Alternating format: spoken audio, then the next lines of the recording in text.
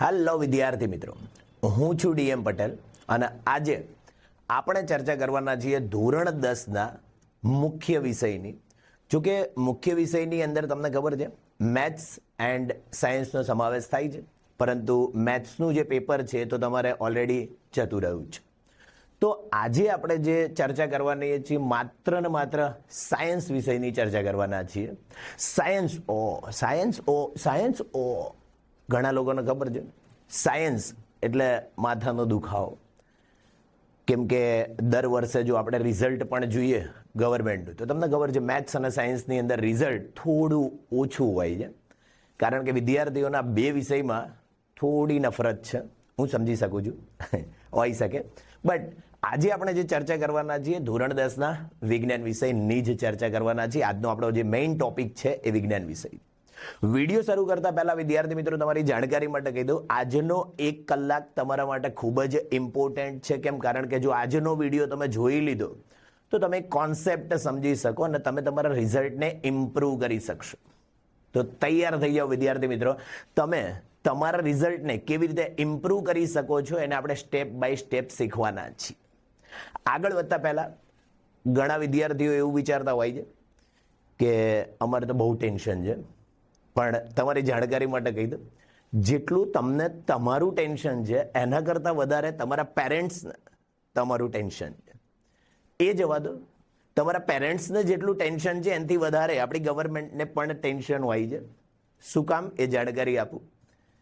કારણ કે જો વિદ્યાર્થીઓ સારું રિઝલ્ટ લાવશે તો ફ્યુચરમાં સાયન્સ લેશે, આગળ જશે, કોઈક ને કોઈક સેક્ટરની અંદર એ પ્રગતિ કરશે. કોમર્સ લેશે તો બી બેન્કિંગ સેક્ટર, આવા સેક્ટરોમાં એ પ્રગતિ કરશે. જો સાયન્સ લેશે તો અનધર મેડિકલ ફિલ્ડ છે, એન્જિનિયરિંગ ફિલ્ડ છે, આની અંદર પણ પ્રગતિ કરશે.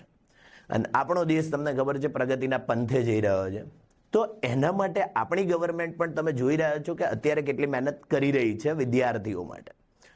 તો વિદ્યાર્થી મિત્રો, આપણે હવે આપણા વિષય ઉપર પહોંચી જઈએ છીએ અને આપણે સાયન્સની ચર્ચા કરવા જઈ રહ્યા છીએ.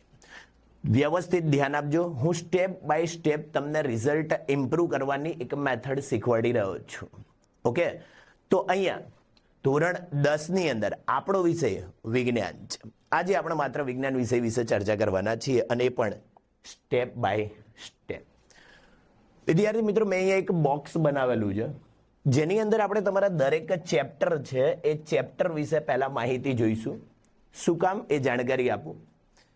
કારણ કે તમારે જે રિઝલ્ટ લાવવાનું છે, જે તમારે ઇમ્પ્રૂવ કરવાનું છે, એ તમે કયા ચેપ્ટરમાં કેટલી મહેનત કરી અને રિઝલ્ટ ઇમ્પ્રૂવ કરી શકો એ તમને ખબર પડે. એટલા માટે આપણે પહેલાં બ્લુ પ્રિન્ટ પણ સમજીશું. પણ આ બ્લુ પ્રિન્ટ છે એમાં માત્ર આપણે માર્ક્સ લખીને છૂટા નહીં થઈ જઈએ, એમાં શું કરવાનું છે એને તમારે સમજવાનું છે.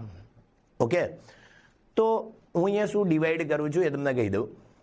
પહેલાં આપણે ચેપ્ટરના નામ સાથે એકવાર માર્ક્સ બી જોઈશું અને પછી આપણે 3 કેટેગરી બનાવીશું કે જે નબળા વિદ્યાર્થીઓ છે, જેને માત્ર પાસ થવું છે, જેને 33% લાવી અને આગળ જવું છે, જેને માત્ર 33 થી 40 માર્ક્સ આવે તો ઇનફ છે, ખાલી પાસ થવું છે. એના માટેની કેટેગરી અલગ કરશું. જે વિદ્યાર્થી મીડિયમ છે, જેને 50 થી 60 માર્ક્સની વચ્ચે રેશિયો બનાવવો છે, એનો આપણે ડિવાઈડ કરશું વિભાગ. અને જે વિદ્યાર્થી મિત્રો એવા છે કે જેને 80માંથી 75 અપ અથવા 80 સુધી જવું છે તો એણે શું કરવું જોઈએ એને પણ આપણે ડિવાઈડ કરવાના છીએ. ઓકે, તો પહેલાં આપણે સ્ટેપ બાય સ્ટેપ એક વખત બ્લુ પ્રિન્ટને શોર્ટમાં સમજી નાખીએ. ધોરણ 10ના વિજ્ઞાન વિષયમાં તમને ખબર છે ટોટલ ચેપ્ટરની સંખ્યા કેટલી છે? 13. ટોટલ ચેપ્ટર કેટલા છે?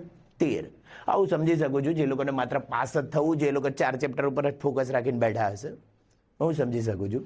અહીંયા ધ્યાન આપજો, આપણે સ્ટેપ બાય સ્ટેપ જોઈએ તો પહેલું ચેપ્ટર કયું છે?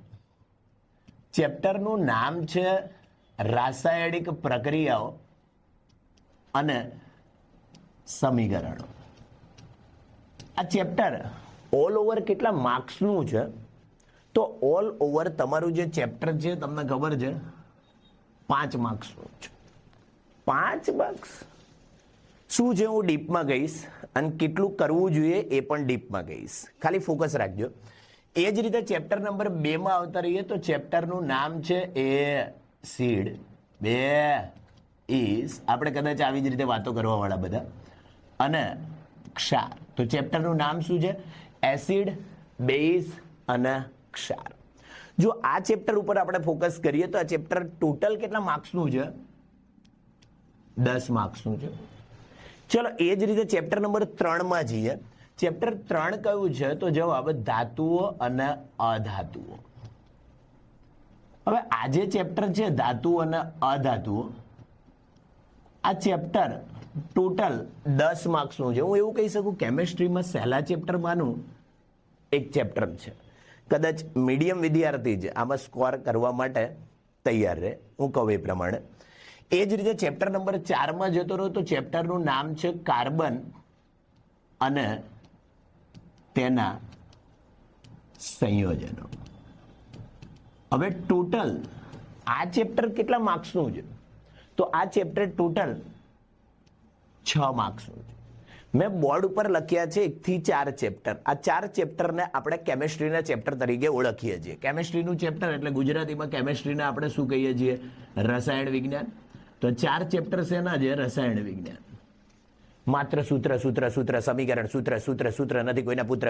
ઇન શોર્ટ આખું ચેપ્ટર ચોથું છે એ તો ખાસ સૂત્ર ઉપર છે. આ ચેપ્ટરને મીડિયમ વિદ્યાર્થીઓ અને નબળા વિદ્યાર્થીઓ કદાચ એને સાઈડમાં કાઢશે. કેમ એ પણ હું કહું છું. પહેલા આપણે કેમિસ્ટ્રી પાર્ટને જો ડિવાઈડ કરીએ તો કેમિસ્ટ્રીમાં ટોટલ કેટલા માર્ક્સનું થયું? અહીંયા હું બાજુમાં લખતો જાઉં છું. આખું કેમિસ્ટ્રી 31 માર્ક્સનું છે. કેટલું છે? 31 માર્ક્સનું છે. તો વિદ્યાર્થી મિત્રો, આ પાર્ટ જે આપણે ડિસ્કશન કરી એ કેમિસ્ટ્રી હતો. ચાલો હવે આપણે પહોંચી જઈએ બાયોલોજી સેક્શનમાં. એમાં જે નબળા વિદ્યાર્થી છે વધારે ફોકસ કરશે. કેમ? કારણ કે એનું ફોકસ જ ત્યાં હોય છે. તો ધ્યાન આપજો. આપણે જો એના પછીના ચેપ્ટરની અંદર પહોંચી જઈએ તો ચેપ્ટર નંબર 5. ચેપ્ટરનું નામ શું છે? જૈવિક ક્રિયાઓ. હવે જૈવિક ક્રિયાઓ ચેપ્ટર છે એ સૌથી હાઈએસ્ટ માર્ક્સનું છે. આની અંદરથી બોર્ડની જે બ્લુ પ્રિન્ટ છે એ અનુસાર તમને ખબર છે 14 માર્ક્સનું ચેપ્ટર છે. 14 માર્ક્સ એટલે ઓછા ના કહેવાય. પાસિંગ વાળાને તો ખબર છે 2 માર્ક્સ ઉપર જ રહી જાય છે. તો અહીંયા ચેપ્ટર નંબર એ જ રીતે 7માં જતા રહીએ, સોરી ચેપ્ટર 6માં જતા રહીએ તો ચેપ્ટરનું નામ છે નિયંત્રણ અને સંકલન. આ ચેપ્ટર છે ઓછા માર્ક્સનું છે. ઓછા એટલે કેટલા માર્ક્સ? હવે આખો જે જાણકારી માટે કહું છું, જેમ આખો કેમિસ્ટ્રી પોર્શન 31 માર્ક્સનો છે એમ બાયોલોજી પોર્શન ટોટલ 33 માર્ક્સનો છે. અને તમને ખબર છે આપણે પાસિંગ માટે 80માંથી 26 ઇનફ હોય છે. ઓકે, તો આ જે ચેપ્ટર છે એ 6 માર્ક્સનું છે.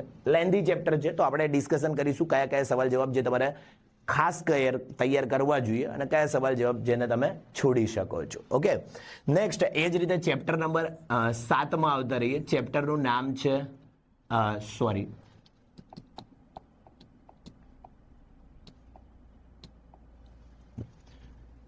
એ જ રીતે આપણે ચેપ્ટર નંબર 7માં પહોંચી જઈએ તો ચેપ્ટરનું નામ શું છે? સજીવોમાં પ્રજનન. હવે ઘણા વિદ્યાર્થીઓ આખા વર્ષ દરમિયાન જે ખી કરતા કરતા જે ચેપ્ટર તૈયાર કર્યું એ આ સજીવોમાં પ્રજનન. ઘણા તો ચેપ્ટરને સમજ્યા જ નથી.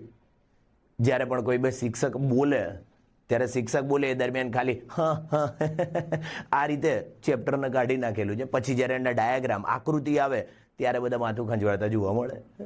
તો ચેપ્ટર નંબર 7 જે ટોટલ 10 માર્ક્સનું છે.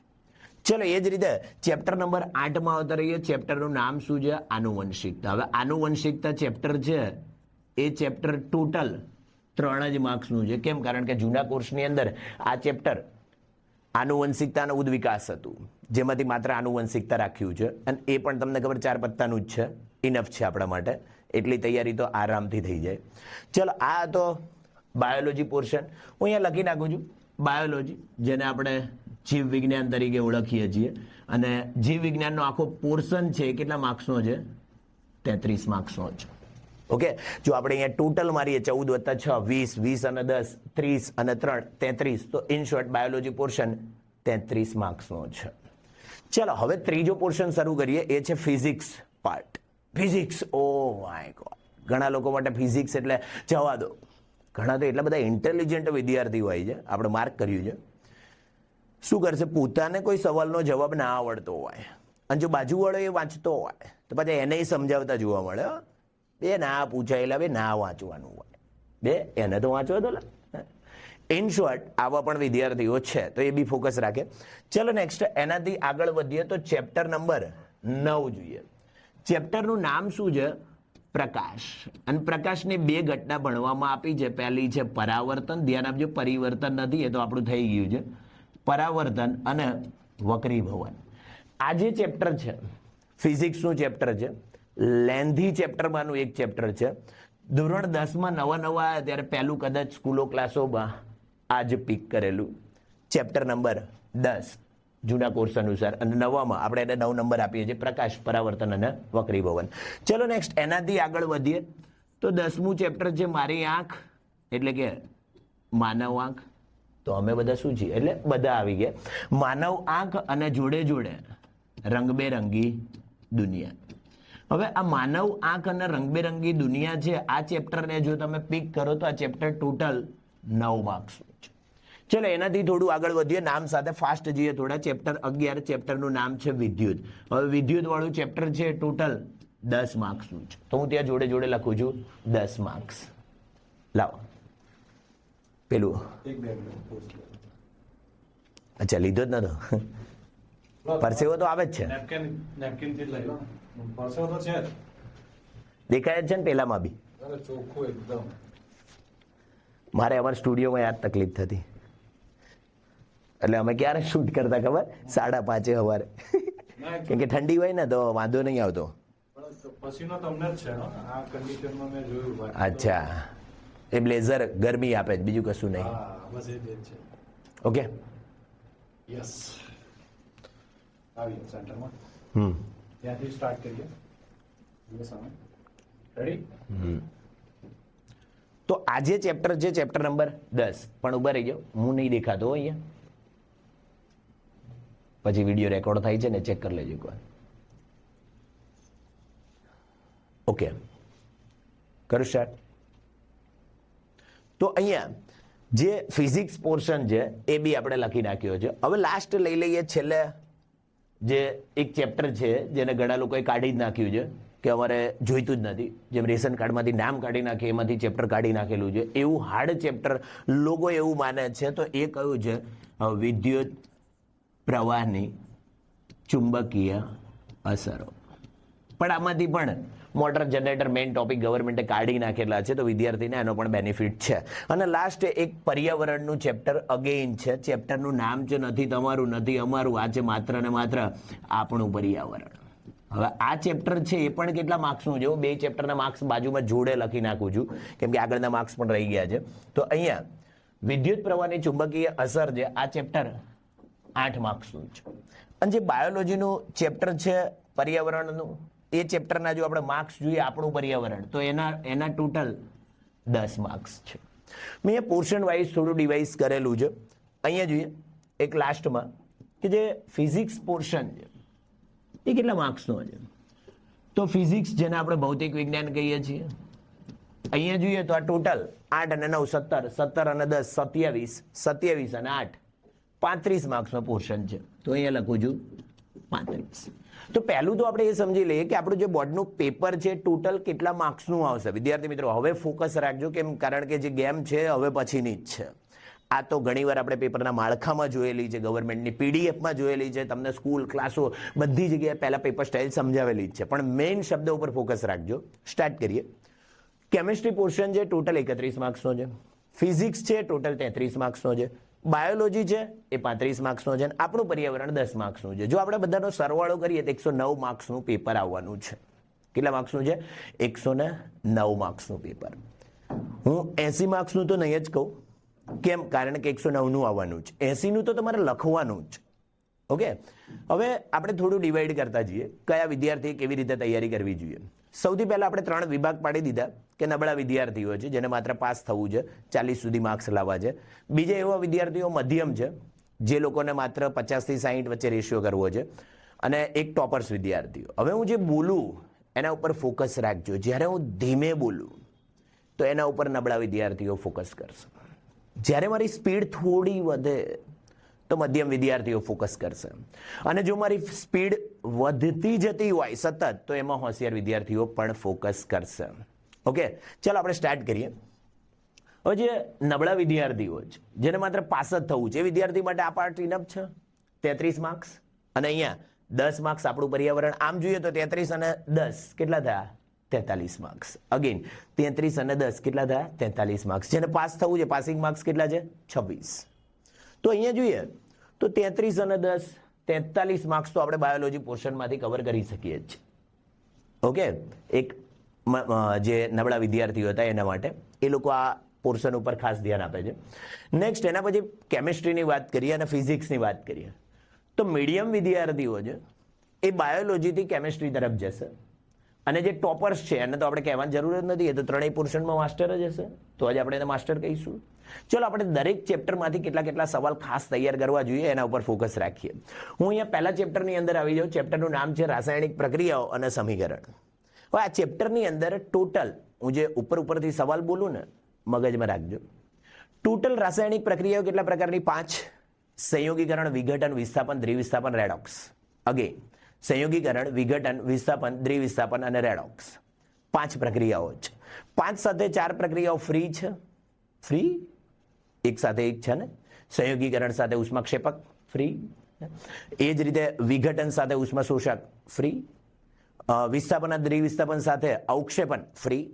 અને રેડોક્સ સાથે ઓક્સિડેશન રિડક્શન ફ્રી. ટોટલ 9 સવાલ થયા. અને એક ખોરાપણું જેને ક્ષારણ છે. આખા ચેપ્ટરની અંદર જોઈએ તો ટોટલ કેટલા છે? 11 સવાલ, જેને તમારે મેઇન ફોકસ રાખવો જોઈએ સવાલ ઉપર. મેં ચેપ્ટરનો એક ઉપરથી કોન્સેપ્ટ કીધો કે ચેપ્ટરની અંદર ટોટલ રાસાયણિક પ્રક્રિયાઓ કેટલી છે? 5. અને એની સાથે 4 ફ્રી છે, 9 અને 2 મેઇન ટોપિક છે, ખોરાપણું અને ક્ષારણ. ટોટલ ડિવાઈડ કરીએ તો 11 પ્રશ્નો થયા. એમાંથી ઘણા પ્રશ્નો એવા છે કે જે વારંવાર પૂછાતા હોય. જેમ કે તમે 2023ની અંદર જુઓ કયો પૂછાયો હતો, યાદ કરો. 22માં જુઓ, 22માં તો જો કે 21-22 વખતે કોરોના હતો. અને 21-20માં જુઓ તો સંયોગીકરણ ઓલરેડી પૂછાઈ ગયો છે. તો આ જે પૂછાઈ ગયેલા સવાલો છે એના ઉપર આપણે એક વખત નજર કરીશું ખાસ. ઓકે, વારંવાર એ નથી આવતા હોતા, પણ એના ઉપર ધ્યાન તો આપણે રાખવું ખૂબ જ જરૂરી છે. હવે જ્યારે મીડિયમ વિદ્યાર્થીઓની વાત કરીએ તો મીડિયમ વિદ્યાર્થીઓ છે સ્વાધ્યાય ઉપર પણ ફોકસ રાખશે. અને જે ટોપર્સ વિદ્યાર્થીઓ છે એ વિદ્યાર્થીઓ શું કરવાનું છે એ પણ આઈડિયા આપું છું. એમાં આ વખતે ગવર્મેન્ટે બધા વિદ્યાર્થીને બેનિફિટ થાય એટલા માટે સમજૂતીના માર્ક્સ પણ આપવાનું નક્કી કર્યું છે. બધાને ખબર હશે સમજૂતી એ શું? હું તમને કહું.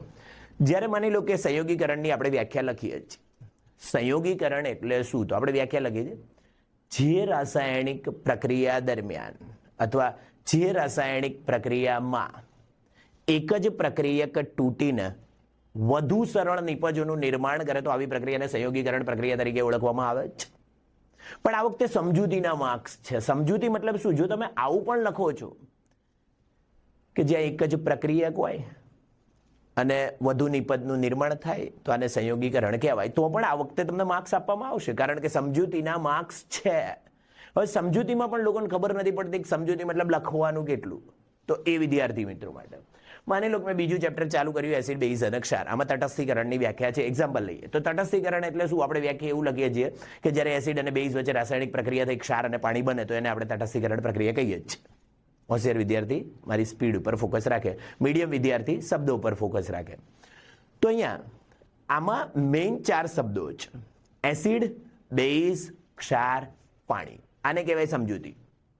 તો મતલબ તમે વ્યાખ્યા ગમે તે રીતે લખી હશે, પણ તમે મેઇન શબ્દો લખ્યા હશે કે એસિડ, બેઝ, ક્ષાર અને પાણી. પછી તમે ભલે આમ લખ્યા હોય કે જ્યારે એસિડ અને બેઝ ભેગા મળી. કેમ? તમને રાસાયણિક શબ્દ યાદ નથી આવતો, તો તમે લખ્યું જ્યારે એસિડ અને બેઝ ભેગા મળી ક્ષાર અને પાણી બનાવે છે. તો ઇન શોર્ટ એને પણ તટસ્થીકરણ કહેવાય. તો તમારા સમજણના માર્ક્સ છે. તો વિદ્યાર્થી મિત્રો તૈયાર થઈ જાઓ. કેમ? કારણ કે તમે આ વખતે કોઈ પણ સવાલ પૂછાય તો એના જવાબને આપણે છોડીને તો બિલકુલ નહીં આવીએ, અને એની અંદર આપણે આપણો કોન્સેપ્ટ ઉમેરીશું. મેઇન શબ્દ યાદ છે ને, બસ એ લખો. મેઇન શબ્દ યાદ છે ને, બસ એ લખો. એના પણ આપણે માર્ક્સ ગણાવવાના જ. તો એનો પણ આપણે લાભ લઈશું. ઓકે, ચલો એ જ રીતે બીજા ચેપ્ટરની અંદર આવતા રહીએ. બીજું ચેપ્ટર છે એસિડ, બેઝ અને ક્ષાર. આમ જુઓ તો ટોટલ કેટલા માર્ક્સનું છે? 10 માર્ક્સ શું છે. હવે આ ચેપ્ટરની અંદર મેઇન શું છે? એસિડ તો 3-4 નામ એસિડના આવડતા હોવા જોઈએ. HCl, hydrochloric acid, H2SO4, sulphuric acid, HNO3, nitric acid, CH3COOH, acetic acid, માત્ર 4 જ એસિડ મોસ્ટ ઓફ આખા ચેપ્ટરમાં આવે છે. તો જ્યારે બી કોઈ સમીકરણ લખવાના આવે તમને ખબર છે કે જે એસિડ લખવો છે તો 4 માંથી ગમે એક લખો, ગોખીને તો નહીં જ જઈએ. ઓકે, એ જ રીતે બેઝ છે, 5 બેઝના નામ આપ્યા છે, NaOH, KOH, CaOH twice, MgOH twice, NH4OH. 5 base ઉપર ફોકસ કરો. આનાથી થોડા આગળ જાઓ તો તમને એસિડ અને બેઝને સમજવા પીએચ માપક્રમ આપ્યું છે. મોસ્ટ આઈએમપી, મીડિયમ વિદ્યાર્થી, નબળા વિદ્યાર્થી, ધીમે બોલી રહ્યો છું. મોસ્ટ આઈએમપી પીએચ માપક્રમ, અગેન મોસ્ટ આઈએમપી પીએચ માપક્રમ. ખાસ કરજો, તમને ખબર છે પીએચ માપક્રમને આ રીતે માપવામાં આવે. 0 થી 14 સુધીની પીએચ હોય, 7 હોય તો એને તટસ્થ કહેવાય, 7 થી નીચે જાય તો એને એસિડિક કહેવાય, 7 થી ઉપર જાય તો એને બેઝિક કહેવાય. ઇન શોર્ટ, હું જ્યારે સ્પીડથી બોલું છું હોશિયાર વિદ્યાર્થી ફોકસ કરશે. તો ઇન શોર્ટ, આ પીએચ માપક્રમ તમે તૈયાર કરો, એની પાછળ આપી દીધું દૈનિક જીવનમાં પીએચ. જોજો કેટલા સવાલ બને છે, હું એ બોલું છું.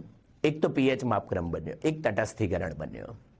પાછળ દૈનિક જીવનમાં પીએચ, એમાં 5 મુદ્દા આપ્યા છે. આપણા પાચન તંત્રમાં પીએચ, આપણા રોજિંદા જીવનમાં પીએચનું મહત્વ, પછી છે ખોરાકના પાચનમાં પીએચ, જમીનમાં પીએચ, દાંતના ક્ષયન એટલે કે સડાને અટકાવવામાં પીએચ, અને કવચ નામની વનસ્પતિના ડંખના અસરના ઉપચારમાં પીએચનું મહત્વ. એવા કેટલા મુદ્દા આપ્યા? ટોટલ 5. દર વર્ષે મોસ્ટ ઓફ MCQ, SQ આ 5માંથી હોય છે. અગેન નબળા વિદ્યાર્થી, આ 5માંથી MCQ હોય છે, મગજમાં રાખજો. એનાથી આગળ વધીએ તો પાછળના ભાગમાં તમને ક્ષાર આપ્યા છે. કેટલા ક્ષાર આપ્યા? ટોટલ 5. NaOH, દરેકમાં તમને ખબર છે બનાવટ હોય, એની નીચે ઉપયોગો હોય. બનાવટમાં આપણે સમીકરણ થિયરી 2 લખીએ છીએ. હવે બનાવટને જ્યારે આપણે લખીએ ત્યારે આપણે બેઠા બેઠા શબ્દો વાપરવા જરૂરી નથી. જેમ કે તમે NaOH ની બનાવટ લખો છો તો આપણે લખીએ NaCl ના જલીય દ્રાવણમાં વિદ્યુત પ્રવાહ પસાર કરતા તે વિઘટિત થઈ NaOH બનાવે છે. ઓકે, અને H2 અને Cl2 ઉત્પન્ન કરે છે. તો બેઠે બેઠે લખવું જરૂરી નથી. તમારા શબ્દોમાં લખો, ખાલી સમીકરણ તૈયાર કરો, તમારા શબ્દોમાં લખો કે NaCl અને H2O ભેગા મળી.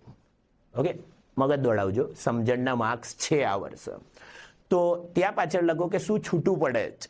તમને એવું યાદ નથી હોતું વિઘટિત થાય છે, તો તમે લખો ત્યાં છૂટું પડે છે, માર્ક્સ મળશે.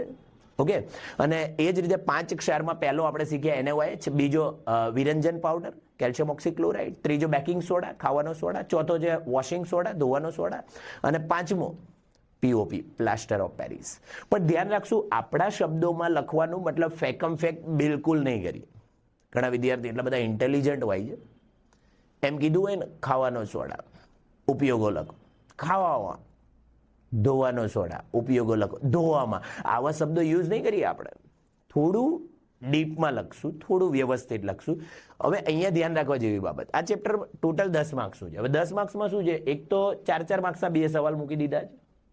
એટલે આપણને તો એવી મજા આવી ગઈ. પીએચ માપક્રમ 4 માર્ક્સમાં બન્યો, દૈનિક જીવનમાં પીએચ 4 માર્ક્સમાં બન્યો, અને પાછળ 5 ક્ષાર જે 4 માર્ક્સમાં બને છે. ટોટલ જોઈએ ને તો 6 થી 7 સવાલ ઇનફ છે. અગેન 6 થી 7 સવાલ ઇનફ છે. તો જે વિદ્યાર્થી મિત્રો એકદમ નબળા છે એ વિદ્યાર્થી મિત્રો 7 સવાલ ઉપર ફોકસ કરે, પાસ થવું છે. જે વિદ્યાર્થીઓ મીડિયમ છે એ વિદ્યાર્થી 7 સવાલ જવાબ સિવાય 2-2 માર્ક્સના થોડા સવાલ ઉપર ફોકસ કરે. જેમ કે એક્ઝામ્પલ આપું, આપણે લીધું તટસ્થીકરણ, પહેલો લીધો ખાટા દહીં અને પદાર્થોને આપણે તાંબા કે પિત્તળના વાસણમાં ન રાખવા જોઈએ. આવા જે સવાલ છે એના ઉપર બી થોડું ફોકસ કરે. સ્વાધ્યાય ઇન્ટેક્સમાં જે હોશિયાર વિદ્યાર્થી છે એ વિદ્યાર્થી મિત્રો દરેક વ્યાખ્યાને પરફેક્ટ બનાવવાની ટ્રાય કરે. અને લખાણ છે કેવી રીતે લખવાનું ને તો હું તમને પાછળ કહું જ છું. તો એક આ ધ્યાન રાખશું કે નબળા વિદ્યાર્થી માત્ર 6 સવાલ ઉપર ફોકસ કરે, મીડિયમ વિદ્યાર્થી જોડે જોડે સ્વાધ્યાય ઇન્ટેક્સના લઈ લે, અને હોશિયાર વિદ્યાર્થી આખું જ કરશે. ચલો, એ જ રીતે ચેપ્ટર નંબર 3માં આવતા રહીએ. ચેપ્ટરનું નામ શું છે? તું ધાતુઓ અને અધાતુઓ. ઘણીવાર તમને પણ વિચાર આવતો હશે ને કે પરીક્ષા લેવાની સિસ્ટમ બનાવી કોણે? જો ના બનાવી હોત તો વિદ્યાર્થી મિત્રો આપણે બધા લોસમાં હોત. એનું બેસ્ટ રીઝન કહું, તમે બધા જાતે દિલ ઉપર હાથ મૂકી અને પોતાને પૂછો કે આપણે વાંચીએ છીએ ક્યારે? સિમ્પલ, જ્યારે એક્ઝામ હોય ત્યારે. એક્ઝામ સિવાય તો આપણે વાંચતા જ નહીં. આ નબળા અને મીડિયમ વિદ્યાર્થીની વાત છે. પછી હોશિયાર વિદ્યાર્થી દોડતા દોડતા આવશે, બે મને કીધું મને તો એ બી આપણે ફોકસ રાખશું. ઓકે, તો ધ્યાન આપજો, અહીંયા જે ધાતુ અને અધાતુ, હવે આ ચેપ્ટરની અંદર આપણે શરૂઆત કરીએ. તમને ખબર છે ધાતુના ભૌતિક ગુણધર્મો, અધાતુના ભૌતિક ગુણધર્મો. રાસાયણિક ગુણધર્મો મીડિયમ અને નબળા વિદ્યાર્થી છોડી દેશે, નથી કરવા. કેમ? આવવાની સંભાવના 1%. અને એને તૈયાર કરવા માટે મહેનત કરવાનો જે સમય છે એ 1 દિવસ છોડી દે. એ 1 દિવસ તો બાકી છે, એક સવાલ કરશો જે નહીં આવવાનો. તો ઇન શોર્ટ આપણે એવું કહી શકીએ ધાતુના ભૌતિક ગુણધર્મો કરો, અધાતુના ભૌતિક ગુણધર્મો કરો. 2 તફાવત સ્વરૂપે બી પૂછાઈ શકે. એનાથી રાસાયણિક ગુણધર્મો તો આપણે કરવાના નથી. 3 વ્યાખ્યાઓ છે પાછળ, ખનિજ, કાચી ધાતુ અને ગેંગ. જે નબળા વિદ્યાર્થી છે પોતાની ભાષામાં યાદ રાખે, મીડિયમ વિદ્યાર્થી છે શબ્દોને મેચ કરે, અને જે હોશિયાર વિદ્યાર્થી છે ડાયરેક્ટ શરૂઆત કરો. પૃથ્વીના પેટાળમાંથી કુદરતી રીતે મળતા તત્વો કે સંયોજનોને ખનિજ કહેવાય. એ જ રીતે કાચી ધાતુ છે તો એ કાચી ધાતુની પ્રોપર વ્યાખ્યા લખવાની ટ્રાય કરો, હોશિયાર વિદ્યાર્થી. નબળા છે પોતાની જાતે લખો, બરાબર છે. જ્યારે ખનિજમાં કોઈ ચોક્કસ ધાતુ વિશેષ પ્રમાણમાં હોય, એનું નિષ્કર્ષણ સરળતાથી થઈ શકતું હોય તો એને ખનિજની ચીકા કાચી ધાતુ કહેવાય. ઓકે, અને પછી ગેંગ જે વધારાનો કચરો છે. તો ઇન શોર્ટ 3 વિભાગ પાડ્યા. એમાંય જે મધ્યમ સક્રિયતા ધરાવતી ધાતુ છે, ભુંજન અને કેલ્સિનેશન, મોસ્ટ આઈએમપી મૂકી દઈશું આપણે. થર્મેટ પ્રક્રિયા ઓલરેડી પૂછાઈ ગઈ છે તો બહુ ફોકસ નહીં રાખીએ આમાં. અને એ પછી જો પાછળ બેક સાઈડમાં જતા રહીએ તો ક્ષારણ અટકાવવાના ઉપાય અને મિશ્ર ધાતુ આ મેઇન થઈ ગયા. તો જે નબળા વિદ્યાર્થી છે એને કેટલું કરાય? હું અગેન બોલું છું, ધાતુ અધાતુના ભૌતિક ગુણધર્મો, પાછળ 3 વ્યાખ્યાઓ, એની પાછળ આપણે લખીએ છીએ મિશ્ર ધાતુનો જે ટૂંક નોંધ છે અથવા મુખ્ય મુદ્દો લખો. મતલબ આવી રીતે બી પૂછાઈ શકે મિશ્ર ધાતુ. તો એવું ના હોય કે મિશ્ર ધાતુ વિશે ટૂંક નોંધ જ પૂછાય, પણ એવું બી પૂછાઈ શકે મિશ્ર ધાતુ એટલે શું. કોઈ પણ 2 મિશ્ર ધાતુ નામ લખો અને કઈ 2 ધાતુઓનું મિશ્રણ છે એના પણ નામ લખો. આવી રીતે બી આવી શકે. ઓકે, તો આવા મેઇન શબ્દો ઉપર ફોકસ રાખે. ચલો નેક્સ્ટ, એનાથી આગળ જતા રહીએ ચોથા ચેપ્ટરમાં. ચોથું છે કાર્બન અને એના સંયોજનો. નબળા વિદ્યાર્થી માત્ર આ ચેપ્ટરમાં 4 સવાલ કરે. ફરીથી બોલું, 4 જ સવાલ કરો. ચોથું ચેપ્ટર 4 સવાલ. નબળા વિદ્યાર્થી 7 સવાલ કરે. હોશિયારને આપણે બહુ કહેવાની જરૂર નથી. કેમ? કારણ કે એ વિદ્યાર્થીઓ તો ઓલરેડી ઇન્ટેલિજન્ટ છે, ઘણું બધું કરીને બેઠા છે. ચલો નબળા વિદ્યાર્થી મિત્રો માટે 4 સવાલ લઈએ. પહેલો, સાબુની સફાઈ ક્રિયાવિધિ ગવર્મેન્ટ દ્વારા અપાયો છે અને જોડે જોડે મોટાભાગના સ્કૂલો ક્લાસોમાં તમે લખેલો જ. પહેલું એ લીધું. બીજું જોડે લઈ લઈશું આની અંદર ક્રિયાશીલ સમૂહ એટલે શું. 4 ક્રિયાશીલ સમૂહના નામ લખો. 2 સવાલ થયા. ત્રીજો જોડે આમાં લઈશું કાર્બનનો સર્વતોમુખી સ્વભાવ, જે આ રીતે પણ પૂછાઈ શકે. કાર્બનમાં કયા 2 ગુણધર્મો યાદ આવ્યો? અને એની અંદર આપણે 2 ગુણધર્મો લખીએ છીએ, એક કેટેનેશનનો ગુણ અને બીજો વિશિષ્ટ ગુણધર્મો ધરાવતા સંયોજનો. ત્રીજો સવાલ આ થયો. હું અગેન બોલું છું, આજે હું શબ્દો આપું છું એ સોના જેવા છે, આટલા તૈયાર કરજો. પાછા ઘણા લોકો તો હજી એવા હોય, હજી તો કાલ છે ને ડભોળ, આ ક્યારે પચશે, છેલ્લો દિવસ આવી ગયો. તો એક થયો અગેન સાબુની સફાઈ ક્રિયાવિધિ, બીજો ક્રિયાશીલ સમૂહ, ત્રીજો કાર્બનના વિશિષ્ટ ગુણધર્મો ધરાવતા સંયોજનો, અને ચોથો સમાનધર્મી શ્રેણી. બસ 4 કરો. જે મીડિયમ વિદ્યાર્થી છે એ આની અંદર 3 સવાલ એડ કરશે. સમઘટકો એટલે શું? બ્યુટેન કે પેન્ટેનના સમઘટકો લખો, યાદ આવે. બીજું હાઇડ્રોકાર્બન એટલે શું? એનું વર્ગીકરણ કરો, યાદ છે ને. સંતૃપ્ત, અસંતૃપ્ત, સંતૃપ્ત હોય તો એને આલ્કેન કહેવાય. આલ્કેનમાં પાછળ એન લાગે એટલે આપણે એવું બોલીએ છીએ methane, ethane, propane, butane, pentane, hexane, heptane, octane, nonane, decane. In short આ જે શ્રેણી છે એને બી યાદ રાખો. અને એક હજી હું ઉમેરી શકું, સાબુ અને ડિટર્જન્ટનો તફાવત. તો આટલા સવાલ ઉપર મીડિયમ વિદ્યાર્થી ધ્યાન આપે. માર્ક્સ મેક્સિમમ કવર કરવાના છે, આપણે ભૂલવાનું નથી. ઓકે, અહીંયા કેમેસ્ટ્રી પોર્શન પૂરો થઈ ગયો. તમે મને એમ કહો કે સાહેબ કેમેસ્ટ્રીમાં લગભગ અમારે સવાલ કરવા હોય તો પાસિંગ માર્ક્સ માટે કેટલા કરાય? તો હું એટલું જ કહીશ, આ ચેપ્ટરમાંથી 3 પ્રક્રિયા કરો, વિઘટન, વિસ્થાપન, રેડોક્સ. આ ચેપ્ટરમાંથી 5 ક્ષાર, પીએચ અને દૈનિક જીવનમાં પીએચ કરો. ઓકે, આ ચેપ્ટરમાંથી હમણાં જ મેં કીધા ધાતુ અધાતુનો તફાવત કરો, એની સાથે સાથે 3 વ્યાખ્યાઓ કરો, અને એની સાથે પાછળ મિશ્ર ધાતુનો તફાવત અને મધ્યમ સક્રિયતા ધરાવતી ધાતુ આને કરો. ઓકે, અને ચોથા ચેપ્ટરની અંદર ઓલરેડી મેં 4 સવાલ આપ્યા. Chemistry portion finish. તો અત્યારે જે તમે હમણાં વિડીયો જોઈ અને ચોપડી પકડીને બેસો તો પહેલા આટલા સવાલ કરી નાખો. જો આટલું થઈ જાય તો જ પછી આપણે બીજું કંઈક પકડીશું, બાકી બીજું હવે આપણે નહીં અડીએ. ઓકે, હવે આવતા રહીએ બાયોલોજી પોર્શનની અંદર. આપણે ડિસ્કશન કરીએ બાયોલોજી પોર્શન. હજી આવ્યો પાછો? હવે તો મને પવન આવે છે. હવે નહીં આવે, આ લાસ્ટ ઓકે, થોડોક છે ને તેને કાઢી જ નાખીએ. શરૂઆતમાં બહુ આવી ગયો. પણ શરૂઆતમાં રૂમ ઠંડો નહીં હોય ને બ્લેઝર બે ભેગું થઈ ગયું. ચાલો, ઓવર કેટલો સમય થયો? I think so. Okay, 9:36. Ready? તો આજે બાયોલોજી પોર્શન છે ચાલુ કરતા પહેલા પણ વિદ્યાર્થી મિત્રો તમને ખાસ કહી દઉં, ઘણા વિદ્યાર્થી મિત્રો અત્યારે કન્ફ્યુઝનમાં છે કે અમારે હેતુલક્ષી ક્યાંથી કરવા, એમાં પણ 24 માર્ક્સ છે. ઓકે, ડન, કહું છું વેઇટ થોડો સમય. ઓકે, હવે બાયોલોજી પોર્શનમાં 5મું ચેપ્ટર છે જૈવિક ક્રિયાઓ. હવે આ ચેપ્ટરમાંથી બોર્ડની પરીક્ષામાં 4 માર્ક્સના 2 સવાલ છે અને હોય જ 14 માર્ક્સનું ચેપ્ટર છે ભાઈ. ઓકે, 4 માર્ક્સના 2 છે. તો એમાં જે નબળા વિદ્યાર્થીઓ છે એ લોકો માત્ર 7 જ સવાલ કરશે. હું ફરીથી બોલું છું, 7 જ સવાલ કરશે. કયા? પહેલું ચેપ્ટર શરૂ થાય એટલે જૈવિક ક્રિયા એટલે શું, અગત્યની 4 જૈવિક ક્રિયાઓ લખો. આપણે લખીએ છીએ પોષણ, શ્વસન, વહન, ઉત્સર્જન. તો આપણે જૈવિક ક્રિયાની વ્યાખ્યા જેમ લખીએ એમ જ લખો કે દરેક સજીવ પોતાનું અસ્તિત્વ ટકાવી રાખવા માટે જે જુદી જુદી ક્રિયાઓ કરે છે અને જૈવિક ક્રિયાઓ કહેવાય. એમાં આપણે લખીએ છીએ પોષણ. તો પોષણ લખો તે જોડે એની વ્યાખ્યા લખો. આપણે વ્યાખ્યા શું લખીએ? ઉર્જાના સ્ત્રોતને આહાર સ્વરૂપે શરીરમાં દાખલ કરવાની ક્રિયાને પોષણ કહેવાય. પછી એના વિશે 2 લાઈન લખો, ખાલી 2 લાઈન, કોઈ પણ 2 લાઈન લખો. વ્યાખ્યા સાચી લખી, 2 લાઈન તમારા શબ્દોમાં લખો. એ જ રીતે શ્વસન લખ્યું કે ખાદ્ય સ્ત્રોતોમાં વિઘટનમાં ઉપયોગ કરવાની ક્રિયાને શ્વસન કહેવાય. તો એની સાથે 2 શબ્દો અથવા 2 લાઈનો લખો એક્સ્ટ્રાની જ. એ જ રીતે વહન અને એ જ રીતે ઉત્સર્જન. આ પહેલો સવાલ. ચલો, એ જ રીતે બીજો સવાલ. મનુષ્યનું હવે 4 જૈવિક ક્રિયા છે, પોષણ, શ્વસન, વહન, ઉત્સર્જન. તો 4 તંત્ર થયા. પોષણ એટલે પાચન તંત્ર આવશે. આપણે લખીએ છીએ ને પાચન તંત્રમાં મુખથી ગુહા સુધી વિસ્તરેલી નળીને પાચન નળી કહેવાય. મુખ અને નળી જઠર, નાનું આંતરડું, મોટું આંતરડું, મળાશય જેવા અંગોનો સમાવેશ થાય છે. એ આખો પોર્શન તમારા શબ્દોમાં લખો, ખાલી આકૃતિ ઉપર ફોકસ રાખજો જોડે. ચલો, એ જ રીતે બીજું આવે શ્વસન. તો શ્વસન તંત્ર આવશે. એ જ રીતે ત્રીજું હૃદય. ચોથું ઉત્સર્જન તંત્ર. 4 તંત્ર થયા ને 1 જૈવિક ક્રિયા થઈ. કેટલા સવાલ થયા? 5. હજી 2 બાકી છે, ઉભા રહેજો. ગ્લુકોઝના વિઘટનના વિવિધ પરિપથો. ધીમે બોલું છું, નબળા વિદ્યાર્થી ફોકસ રાખશે. મોસ્ટ આઈએમપી સવાલ જવાબ. ગ્લુકોઝના વિઘટનના વિવિધ પરિપથો લખો.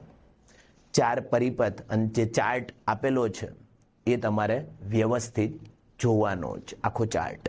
અને એ ચાર્ટ જો તમને બનાવતા આવડી જાય, દિલ્હી ચાર્ટ નથી, ચાર્ટ બનાવવાનો છે. તો ચાર્ટ બનાવતા તમને આવડી જાય પછી એના ઉપરથી શબ્દો તમારા ઉમેરો. ઓકે, અને પછી રુધિર વાહિની, જે ધમની શિરા અને રુધિર કેશિકા છે, તફાવત સ્વરૂપે પણ આવી શકે. બસ આ 7 સવાલ જવાબ ઉપર ફોકસ કરો. જે નબળા વિદ્યાર્થી છે એ 7 જ સવાલ વાંચે. હવે એનાથી મીડિયમ પોર્શનમાં જઈએ. જે વિદ્યાર્થી મીડિયમ છે એ વિદ્યાર્થીઓ જોડે સ્વાધ્યાયની અંદર આપેલા છે ને કે પાંડુ રોગ કે હિમોગ્લોબિનની ઉણપથી કયા પ્રકારનો રોગ થાય, રુધિરનું બેવડું પરિવહન સમજાવો, અથવા રુધિરના પરિવહનમાં કાર્ય કરતા ઘટકો. તો આ બધા શબ્દો 2 માર્ક્સના જે સવાલ જવાબ ઉપર ડિપેન્ડેડ છે એના ઉપર ફોકસ રાખે. અને જે હોશિયાર વિદ્યાર્થી છે એ વિદ્યાર્થી મિત્રોને આપણે કંઈ કહેવાની બહુ જરૂર નથી. ચલો નેક્સ્ટ. એનાથી આગળ વધુ તો ચેપ્ટર નંબર 6 નિયંત્રણ અને સંકલન. અહીંયા જોજો, ટોટલ કેટલા માર્ક્સ છે? 6. ટોટલ કેટલા છે? 6 માર્ક્સની અંદર 1 3નો છે. 1 3નો છે. ચેપ્ટરમાંથી 3ના કેટલા કરાય? પહેલો માનવ મગજ, બીજો પરાવર્તી કમાન, ત્રીજો મોસ્ટ આઈએમપી. નબળા વિદ્યાર્થી ફોકસ રાખે. અંતઃસ્રાવ વનસ્પતિના, યાદ છે ને, ઓક્સિન, સિબ્રેલિન, સાઇટોકાઇનિન, એબ્સિસિક એસિડ. તો વનસ્પતિના અંતઃસ્રાવ આ વર્ષનો ટોપ મોસ્ટ આઈએમપી, ખાસ કરો. એના પછી આવર્તન એટલે શું, એના પ્રકારો યાદ છે ને, ભૂ આવર્તન, રસાયણ આવર્તન, પ્રકાશાનુવર્તન, જલાવર્તન, સ્પર્શાવર્તન. ઇન શોર્ટ આ 5 પ્રકાર તમારે લખવાના છે. ચલો કે એનાથી બેક સાઈડ જઈએ. હજી તો મનુષ્યમાં જોવા મળતી કોઈ પણ 3 અંતઃસ્રાવી ગ્રંથિના નામ અને એના અંતઃસ્રાવો. કેટલા સવાલ થયા? ગણી 6. ના ખબર પડી ગઈ તો રિવાઇઝ કરી વિડીયોને જોઈ લો એકવાર. 6 સવાલ હું બોલ્યો. આ 6 સવાલ ઉપર ખાસ ફોકસ રાખો. જે વિદ્યાર્થી મીડિયમ છે એ લોકો પાછા સ્વાધ્યાયમાં જશે.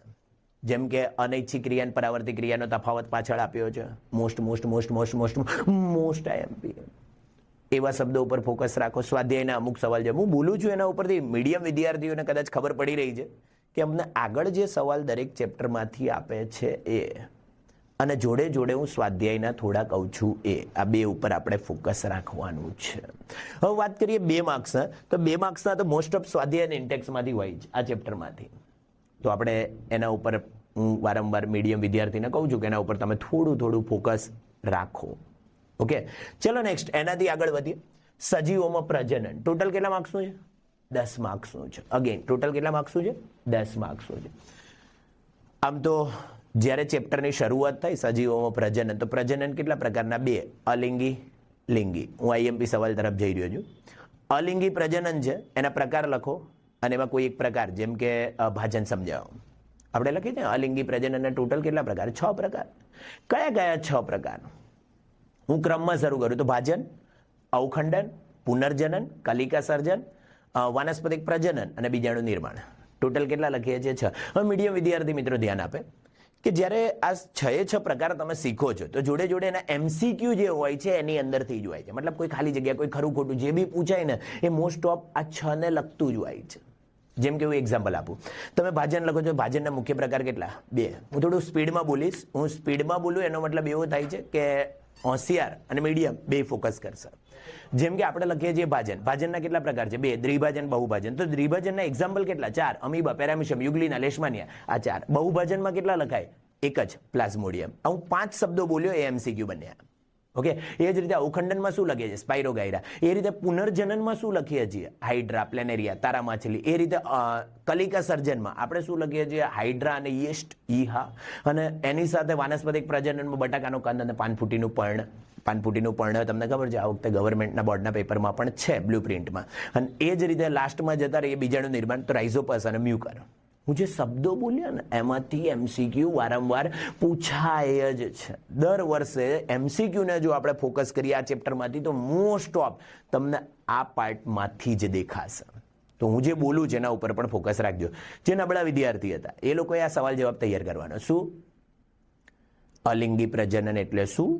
એના પ્રકારોના નામ લખો. એમાં કોઈ ભાજન એક પ્રકાર સમજાવો. બસ આગળનો પોર્શન છે ને અલિંગી પ્રજનન એમાંથી એક જ કરો. એક જ કરો. એ જ રીતે જો પાછળ બેક સાઈડમાં જતા રહીએ જેમ કે લિંગી પ્રજનન તો લિંગી પ્રજનન છે એની અંદર આપણે કેટલા સવાલ જવાબ તૈયાર કરવાના છે? ધ્યાન આપજો. 5 સવાલ. બસ 5 જ સવાલ. કયા 5 સવાલ? પહેલો સ્ત્રી પ્રજનન તંત્ર, ગયા વર્ષે પૂછાઈ ગયો. પુરુષ પ્રજનન તંત્ર, બીજો સવાલ. ગર્ભ નિરોધનની રીતો, ત્રીજો સવાલ જે વારંવાર પૂછાઈ ગયો છે. એટલે આને આપણે ત્રીજો નંબર ને એને તો ખરેખર હું 5મો જ આપીશ કેમ કે 2-3 વર્ષ સળંગ આવી ગયો છે. આવે પણ ખરા, ના પણ આવે પણ એને લઈશું તો ખરા જ, કરવું તો પડશે જ. તો પહેલો પુરુષ પ્રજનન તંત્ર, બીજો સ્ત્રી પ્રજનન તંત્ર, ત્રીજો આપણે લીધો ગર્ભ નિરોધનની રીતો, ચોથો માસિક ચક્ર અને 5મો પુષ્પનો આયામ છેદ આકૃતિ દોરો અને સપુષ્પી વનસ્પતિમાં પ્રજનન સમજાવો. બસ 5 સવાલ પતી ગયું. તો ઇન શોર્ટ નબળા વિદ્યાર્થી છે અને ખાલી 6 સવાલ કરવાના છે. એક અલિંગી પ્રજનનના પ્રકારો અને એમાં ભાજન સમજાવો અને જોડે મેં પાછળના 5 કીધા. ટોટલ આખા ચેપ્ટરમાં કેટલા સવાલ કરવાના? 6. ઘણા વિદ્યાર્થી એકદમ નબળા છે, ટેન્શનમાં છે. અમારે શું કરવું તો પાસ થઈ જઈએ, શું કરવું તો પાસ થઈ જાય, એવું તો શું કરવું હું ખાલી નીકળી જાઓ. હું લાસ્ટમાં હજી એક બેસ્ટ ટિપ્સ આપીશ, ફોકસ રાખજો. ચલો એ જ રીતે સજીવોમાં પ્રજનન 10 માર્ક્સનું છે એનો પોર્શન ફિનિશ થયો. તો હવે લઈએ આનુવંશિકતા. હવે આનુવંશિકતા છે ટોટલ કેટલા માર્ક્સનું છે? 3 માર્ક્સનું. હવે આ ચેપ્ટરમાંથી ખરેખર બોર્ડની જે આન્સર કી છે કે બોર્ડની જે બ્લુ પ્રિન્ટ છે એ અનુસાર તો હું એવું કહી શકું ખાલી હેતુલક્ષી જ છે 3 પણ છતાં બી આમાંથી આપણે 2 સવાલ તૈયાર કરીશું તો આ કરવા પડશે. ઇઝી છે. ઓકે હવે 3 હેતુલક્ષી છે તો હેતુલક્ષી એક હેતુલક્ષી તો લગભગ ફિક્સ જ છે આપણો અને એ પણ તમને કહું. ચેપ્ટરનું નામ શું છે? આનુવંશિકતા. તો એક વ્યાખ્યા સ્વરૂપે 1 માર્ક્સમાં મારે પૂછવું હોય તો પૂછી શકું આનુવંશિકતા એટલે શું? જવાબ પેઢી દર પેઢી લક્ષણોનું એકમાંથી બીજામાં વહન થવાની ક્રિયા એને શું કહેવાય? આનુવંશિકતા.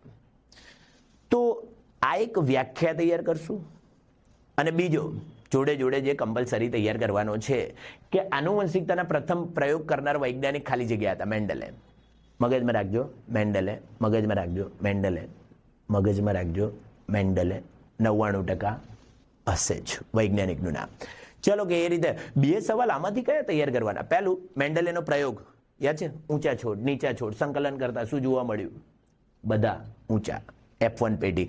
જ્યારે F1 પેઢીનું સ્વફલન કરવામાં આવ્યું તો શું જોવા મળ્યું? 75% છોડ ઊંચા, 25% છોડ નીચા. આ જે છે એક સવાલ કરો. અને બીજો, પ્રાણીઓમાં લિંગ નિશ્ચયન એટલે શું? એમાં મનુષ્યમાં લિંગ નિશ્ચયન સમજાવો. બસ આ બે સવાલ કરો, ખાલી બે સવાલ આ ચેપ્ટરમાંથી. ઓકે, અહીંયા બાયોલોજી પોર્શન પણ ફિનિશ થયો. ચલો એ રીતે આપણે આવતા રહીએ ફિઝિક્સ પોર્શનની અંદર. 10મું ચેપ્ટર. ચેપ્ટરનું નામ શું છે? પ્રકાશ, પરાવર્તન, વક્રીભવન. નબળા વિદ્યાર્થી ઘણા લોકો છોડી દીધું છે, જવા દો ભાઈ. ફિઝિક્સ આમાં સાંભળવું જ નહીં અમારે ડબોડ. થોડા આઈએમપી કહું છું તમને.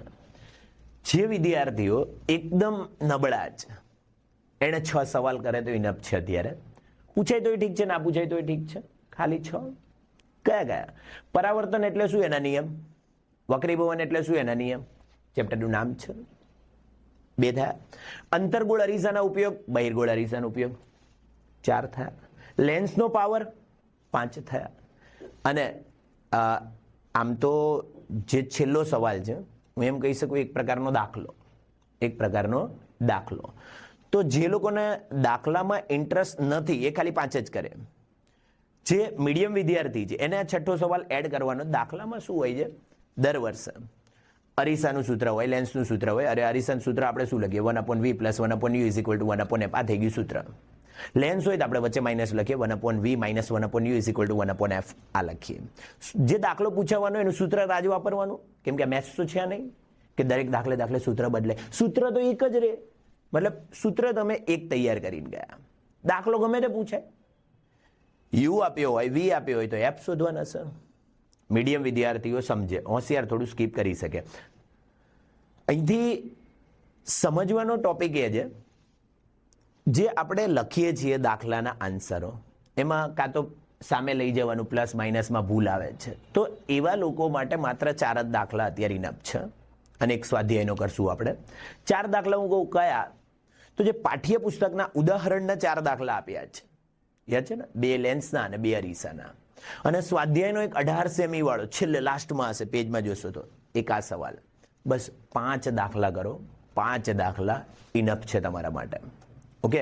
બીજું, જે હોશિયાર વિદ્યાર્થી છે, ઘણા વિદ્યાર્થી મિત્રો અત્યારે એવા છે કે જે લોકો અધર મટીરિયલ લઈને બેઠા છે. હવે છેલ્લા દિવસે તમે અધર મટીરિયલ્સ લઈને બેઠા હોય તો તમે ફસાવાના, 100% ફસાવાના. કેમ એનું કારણ કહું. માની લો કે ઘણા વિદ્યાર્થી અલગ અલગ પ્રકાશન યુઝ કરતા હોય. જેમ કે ચલો કોઈ વ્યક્તિ ગાલાનું મટીરિયલ યુઝ કરે, કોઈ કુમાર છે, કોઈ અનધર છે, લિબર્ટી છે, કોઈ પણ છે.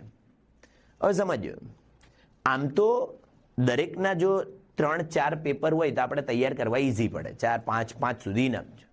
પણ ઘણા પ્રકાશનમાં તો 15 પેપર છે, કે 12 પેપર છે, કે 10 પેપર છે, કે 8 પેપર છે. એવા વિદ્યાર્થી મિત્રો, આજે 15 કે 12 પેપરો છે ને, એ 12 પેપરની અંદર આખો કોર્સ આવી જાય. તમને કોઈ એમ કહે છે કે આઈએમપી છે, તો આઈએમપી કોને કહેવાય? કે તમે 60માંથી 6 સવાલ આપો છો અને આઈએમપી કહેવાય. તમે 10, 12, 15 પેપર વાંચો છો, એમાં તો 60માંથી 55 સવાલ જવાબ આવી જાય છે. હવે છેલ્લા દિવસે તમે પકડીને બેઠા છો કે હું 10-15 પેપર વાંચી નાખું. ફસાવાના. છોડી દઈશું નહીં જ વાંચીએ. તમને જેટલું આવડે છે ને એને રિવાઇઝ કરો. જેટલું આવડે છે ને એને રિવાઇઝ કરો. હવે નવું શીખવાનો સમય નથી, કેમ કે નવું શીખવા માટે તમે જે 1 કલાક બગાડો છો, એ આવડે છે એમાં 1 કલાક બગાડો તો એનો તમે લાભ મેળવી શકો છો. તો નવું શીખવાનું છોડ દો. બીજું, ઘણા વિદ્યાર્થી મિત્રો એવા પણ છે કે જે લોકોને કહેવામાં આવે છે કે તમે ઓલરેડી ભાઈ 4 કલાક વહેલું મૂકી દો, ચોપડી પકડશું જ નહીં. ભાઈ છેલ્લો એન્ડ છે. આપણે જઈશું ત્યાં સુધી જરૂર પડે ને તો ચોપડી પકડીશું. કેમ? આપણી કેપેસિટી આપણને ખબર છે. આપણે યુટ્યુબના વિડીયો જોઈને એવી રીતે નહીં જઈએ કે હું સવારે 5 વાગે ઉઠી જઈશ. હવે ઉઠવાનો ટાઈમ આનો 8નો છે, પોસિબલ નથી. તો તમને જ્યારે યાદ રહે ત્યારે વાંચો, પણ વાંચો એનું મહત્વ છે. ઓકે, બી ફોકસ હું બોલું છું એમાં. ચલો આપણે અહીંયા આવતા રહીએ. આ ચેપ્ટરની અંદર મેં તમને જે સવાલ કીધા નબળા વિદ્યાર્થી એ હોશિયાર વિદ્યાર્થી છે એ લોકોએ શું કરવું આ ચેપ્ટરમાં કન્ફ્યુઝન બહુ છે. તો એ લોકો માટે એક આકૃતિ તમને ખબર છે ફિક્સ આવે છે કે વસ્તુને ક્યાં મૂકવામાં આવે તો પ્રતિબિંબ ક્યાં મળે. જેમ કે અંતર્ગોળ અરીસામાં વક્રતા કેન્દ્ર સીથી વસ્તુને દૂર મૂકવામાં આવે તો પ્રતિબિંબ ક્યાં મળે અને કેવડું મળે અને કેવું મળે.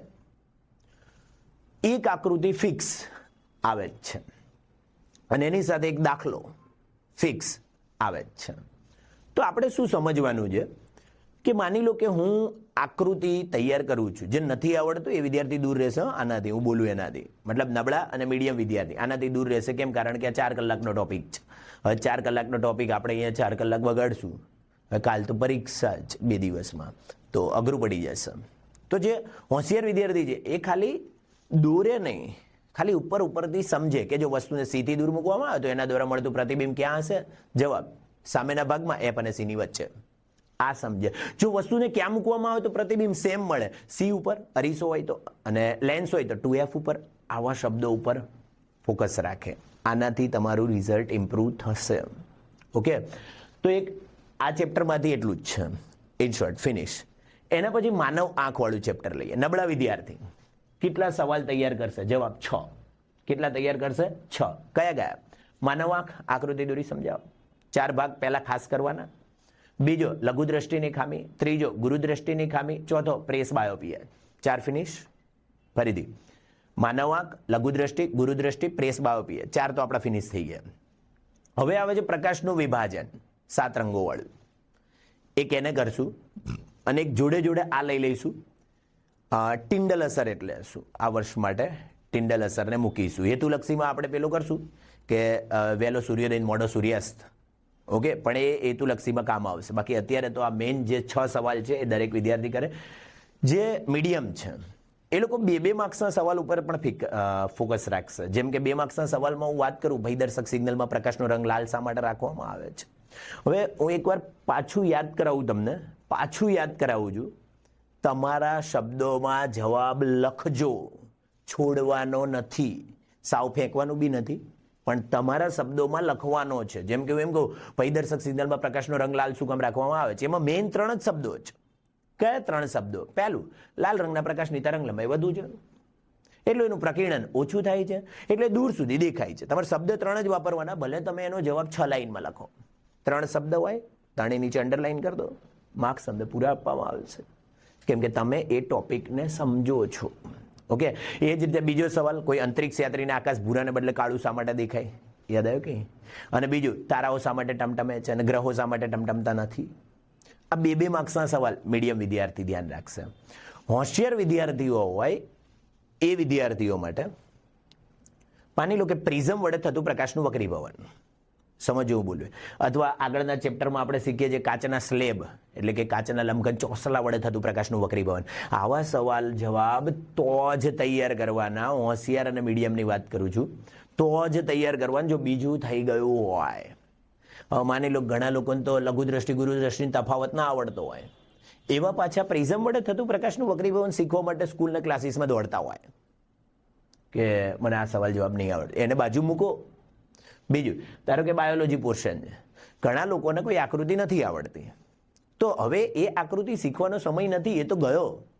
હવે આકૃતિ પૂછાશે તો આપણે છોડી દઈશું ડાયરેક્ટ જ છોડવું જ પડશે. એનું રીઝન છે જ્યારે તમને સ્કૂલ ક્લાસોમાં તમારા શિક્ષકે જે શીખવાડ્યું એ વખતે એમણે એકવાર બોર્ડ ઉપર દોર્યું હોય, આખો જવાબ સમજાયો હોય, ત્યારે અડધો પોણો કલાક તો કાઢ્યો હોય. એમાં પાછી ઘરે 2 વાર દોરવા આપી ત્યારે તો રફ ટફ આવી જ નહીં. હવે તમે ઘરે બેસીને પ્રેક્ટિસ કરશો તો એક જ આકૃતિમાં તમે 3 થી 4 કલાક કાઢી નાખશો.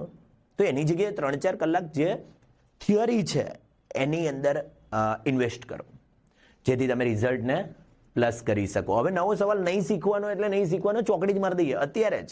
નવો સવાલ જવાબ આપણે શીખવાનો થતો નથી. જૂનો છે ફોકસ રાખો, જૂનો છે એનો એ વાંચો, જૂનો છે ફરીથી વાંચો.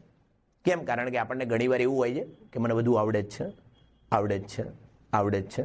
પૂછે ને ત્યારે ખબર પડે બે આ તો ભૂલાય જ ગયો, અને પછી જ્યારે ચોપડી બતાવવામાં આવે આ રહ્યો આવડે જ છે. તો આ સ્થિતિ ના થાય એટલે વારંવાર રિવાઇઝ, આવડી ગયું ફરીથી વાંચો, આ સિસ્ટમ રાખો, મજા આવશે તમને. ઓકે, ચલો નેક્સ્ટ એનાથી આગળ વધુ. 11મું ચેપ્ટર વિદ્યુત. નબળા છોડી દેશે, ચોકડી મારી દેશે, કરવું જ નથી. મીડિયમ તૈયારી કરશે, પણ કેવી રીતે એ કહું છું. અને હોશિયાર ખાસ તૈયારી કરશે. કેમ? જે કપાવવાના છે તે બેમાંથી જ કપાવવાની સંભાવના છે. જોકે અથવા છે તમારી પાસે, નો ડાઉટ આ વર્ષે.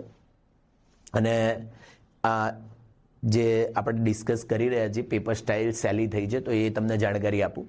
હમણાં જ મેં કીધું ને શરૂ કર્યું ત્યારે કે આપણા ગવર્મેન્ટને પણ ચિંતા હોય છે આપણા રિઝલ્ટની. અને એટલા માટે જ 2019ની પેપર સ્ટાઇલ જુઓ, 2019 સુધીની, કે જેની અંદર 50 હેતુલક્ષી આવતા, 50 માર્ક્સની થિયરી આવતી. તો એમાં ઘણા લોકોને હેતુલક્ષીમાં માર્ક્સ કપાતા. આપણને એમ લાગે ઓહો 50 એમસીક્યુ છે. એમસીક્યુ નહીં, એ કપાય ને ડાયરેક્ટ કપાય. તો એ જ રીતે 2020થી જે મેથડ આવી કે જેની અંદર 16 હેતુલક્ષી પછી અથવામાં સવાલ આપવામાં આવશે, અથવા. તો એ પેપર સ્ટાઇલને સહેલી કરી. પણ છતાં બી સાયન્સ મેથ્સમાં રિઝલ્ટ જોઈએ એટલું ઇમ્પ્રૂવ ના થવું, એટલે અત્યારે પેપર એનાથી પણ સ્ટાઇલ એકદમ ઇઝી કરી નાખી કે ચલો ઓકે તમને 109 માર્ક્સનું પેપર જ આપી દઈશું, તમને આવડે ને 80 માર્ક્સનું લખો. હવે તો કંઈક કરશો ને તમે. તો એટલું ટેન્શન આપણી ગવર્મેન્ટને પણ હોય છે. ઓકે, કેમ? કારણ કે આપણે પણ રિઝલ્ટને ઉપર લઈ જવું છે ગુજરાત લેવલે, એટલા માટે. તો નેક્સ્ટ અહીંયા વિદ્યુતવાળું ચેપ્ટર છે, નબળા છોડ દે, મીડિયમ અને હોશિયાર ફોકસ કરે. કઈ રીતે તૈયારી કરાય? હું એક માળખું આપું છું 2 થી 3 મિનિટની અંદર, આખો ચેપ્ટરનો કોન્સેપ્ટ જે લોકોને ફિઝિક્સ અઘરું લાગે છે. વિદ્યુતની શરૂઆત વિદ્યુત ભારથી થઈ. વિદ્યુત ભારને ક્યુ કીધું? વિદ્યુત ભાર શું કામ શીખ્યા? કારણ કે વિદ્યુત પ્રવાહ શીખવું પડે. તો પહેલો સવાલ આઈએમપી, વિદ્યુત પ્રવાહ એટલે શું, એનું સૂત્ર, એનો એસઆઈ એકમ. હું એક બે બોલીશ, પછી ત્રીજાથી ખાલી ઉપરથી ગઈશ. ધારો કે આવો સવાલ આવ્યો, વિદ્યુત પ્રવાહ એટલે શું, એનું સૂત્ર અને એનો એસઆઈ એકમ લખો. એટલે આપણે વ્યાખ્યા લખવાની શરૂઆત કરી કે એકમ સમયમાં વાહકના કોઈ આડછેદમાંથી પસાર થતા વિદ્યુત ભારના ચોખ્ખા જથ્થાને વિદ્યુત પ્રવાહ કહે છે. સૂત્ર લખ્યું I બરાબર Q/T, અને નીચે એનો એસઆઈ એકમ લખ્યો કે કુલમ પ્રતિ સેકન્ડ અથવા એમ્પિયર. જોજો, એક સવાલ જવાબ એને મેં 3 ભાગમાં ડિવાઈડ કર્યો. એક વ્યાખ્યા, એની નીચે એક સૂત્ર, અને એની નીચે એક એસઆઈ એકમ. આખા ચેપ્ટરના જેટલા બી પોઈન્ટ છે ને બધામાં આમ જ આવશે. માની લો કે વિદ્યુત પ્રવાહ I શીખ્યા પછી શું આવે? વિદ્યુત સ્થિતિમાન કે વિદ્યુત સ્થિતિમાનનો તફાવત. તો એમાં બી શું આવે? પહેલા વ્યાખ્યા, એકમ ધન વિદ્યુત ભારને એક બિંદુથી બીજા બિંદુ સુધી લઈ જવા માટે કરવા પડતા કાર્યને વિદ્યુત સ્થિતિમાનનો તફાવત કહે છે. એની જોડે એનું સૂત્ર V બરાબર W/Q.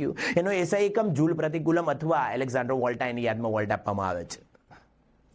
હું શું કહેવા માંગુ છું?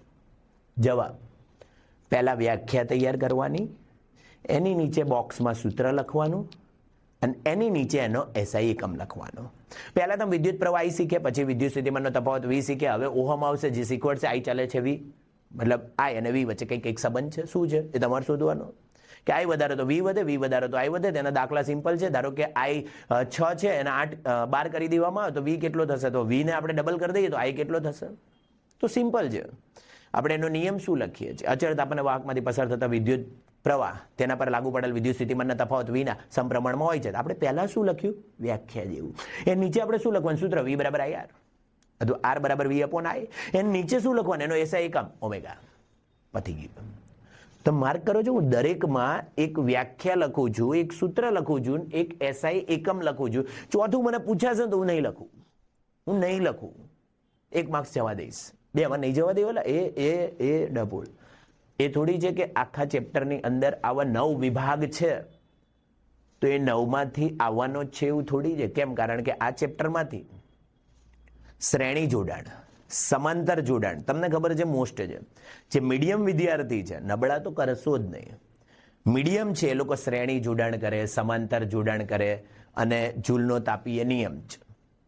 આવા 3 સવાલ કરે. દાખલાઓ છે તો જે પાઠ્યપુસ્તકના ઉદાહરણના દાખલા આપ્યા છે એમાં પહેલો છે, બીજો છે, ત્રીજો છે, જે ઇઝી છે. બસ આવા 3 દાખલા કરો. આગળના ભાગમાંથી શ્રેણી સમાંતર જોડાણ કરો. આ જે મોસ્ટ આઈએમપી પોર્શન મીડિયમ વિદ્યાર્થી માટેનો હતો એ ફિનિશ. હવે જે હોશિયાર વિદ્યાર્થી છે એને તો ફૂલ ચેપ્ટર કરવું પડશે, છૂટકો નથી. તો એ વિદ્યાર્થીના માર્ક્સ ક્યાં કપાઈ શકે એ જાણકારી આપું. જ્યારે કોઈ દાખલો પૂછવામાં આવે કે અવરોધોનું શ્રેણી જોડાણ, સમાંતર જોડાણ, તો એનો જે ડાયાગ્રામ આપવામાં આવે, આકૃતિ, તો એ આકૃતિમાં એને સમજાતું નથી કે ભાઈ આ શ્રેણી જોડાણ છે, સમાંતર જોડાણ છે શું? અથવા અમારા દાખલામાં સૂત્ર વાપરવાનું કયું? જેમ કે શ્રેણી જોડાણ છે તો RS = R1 + R2 + R3, અથવા સમાંતર જોડાણ છે તો 1/RP = 1/R1 + 1/R2 + 1/R3. In short, આ હોશિયાર વિદ્યાર્થી માટે છે, એટલે થોડી સ્પીડ આવશે. ઓકે, નબળા તો છોડી જ દીધું, ચેપ્ટર પકડ્યું જ નહીં આપણે, સ્કીપ કરી દો વિડીયો, નથી જરૂર. બીજું જોડે આના દાખલા આવે તો હોશિયાર વિદ્યાર્થીને એક પ્રોબ્લેમ આવે છે, સૂત્ર કયું વાપરવાનું. કેમ? બહુ બધા સૂત્ર છે, વાપરવાનું કયું? તો સિમ્પલ, સૂત્રમાં શું શોધવાનું કીધું છે એના ઉપર ફોકસ રાખજો. માની લો મને એમ કીધું કાર્ય શોધો, કાર્ય એટલે ડબલ્યુ, તો આ ડબલ્યુ વાળું સૂત્ર યુઝ કરવાનું. મને આખા દાખલામાં બહુ બધી માહિતી આપીને છેલ્લે એમ કીધું ઉષ્મા શોધો, ઉષ્માને અંગ્રેજીમાં શું કહેવાય? હીટ, તો આપણે એચ વાળું સૂત્ર વાપરીશું, એચ બરાબર I²RT. સમજાય છે હું શું બોલું છું? પાછળના શબ્દોને ગોળ કરો, એનું સૂત્ર વાપરો, સીધો જવાબ આવશે. ધ્યાનમાં લેજો. ચલો કે હવે જે વિદ્યુત પ્રવાહની ચુંબકીય અસર, ડફોળ વિદ્યાર્થીઓ 2 સવાલ કરશે, નબળા વિદ્યાર્થીઓ 5 કરશે. સોરી, ઊંધું થઈ ગયું, કટ કરવાનું, રિપીટ. નબળા વિદ્યાર્થીઓ છે 2 જ સવાલ કરશે, હોશિયાર વિદ્યાર્થીઓ છે તો આખું ચેપ્ટર કરશે, જે મીડિયમ વિદ્યાર્થીઓ છે એ 5 સવાલ કરશે. કઈ રીતે અને કયા કયા હું કહી દઉં. વિદ્યુત પ્રવાહની ચુંબકીય અસરમાં 2 સવાલ જવાબ તમારે કયા કરવાના છે. પહેલો સવાલ, ઘરેલું વિદ્યુત પરિપથ, આકૃતિ દોરીને સમજાવો. સોલેનોઇડ એટલે શું? આ 2 સવાલ, 4 માર્ક્સના. નબળા 2 કરશે, બાકીને છોડ દો. મીડિયમ વિદ્યાર્થીમાં આવતા રહીએ, 6 સવાલ સુધી જવાનું છે, આમ તો 5 છે. અને છઠ્ઠો શું છે એ હું તમને કહીશ, કેમ કે એ બનાવીને આવશે, કોઈ બી રીતે બનાવેલો આવશે સવાલ. તો એમાં 3 એડ કરશું. કયા 3 એડ કરશું? એક ડાબા હાથનો નિયમ, ડાબા હાથનો નિયમ. ઓવરલોડિંગ નિવારવા માટે કઈ સાવચેતી રાખવી? આ 2 ભેગા થઈને 1 બનાવશે, 4 માર્ક્સનો. ચુંબકીય ક્ષેત્ર અને ક્ષેત્ર રેખા એટલે શું? એની લાક્ષણિકતા, આ 4 માર્ક્સનો બન્યો. અને વર્તુળાકાર લૂપમાંથી વિદ્યુત પ્રવાહ પસાર કરવામાં આવે, આ 5મો બન્યો. જે ના ખબર પડી, આ બેક કરીને પાછો વિડીયો જુઓ. ટોટલ કેટલા સવાલ થયા? 5. હોશિયાર વિદ્યાર્થીઓ એ લોકો આની જોડે જોડે કેટલાક મુદ્દા ખાસ તૈયાર કરશે, જેમ કે ફ્યુઝ વિશે નોંધ લખો. આપણે ફ્યુઝ વિશે નોંધ લખીએ ને એમાં બી ઘણા હોશિયાર વિદ્યાર્થીને કન્ફ્યુઝન આવે છે. ફ્યુઝ પૂછાય તો અમારે કયું ફ્યુઝ લખવાનું, મતલબ ચેપ્ટર નંબર 12નું લખવાનું, ચેપ્ટર નંબર 13નું લખવાનું. તો એ વિદ્યાર્થી મિત્રો માટે 2 માર્ક્સમાં પૂછાય તો 13મા પાઠનું લખશું. 3 માર્ક્સમાં પૂછાય 12મા પાઠનું લખશું. કેમ? 2 જગ્યાએ ફ્યુઝ છે અને ફ્યુઝ સાંભળીને ઘણા ડિફ્યુઝ થઈ જાય છે. કેમ? આવડતું જ નહીં.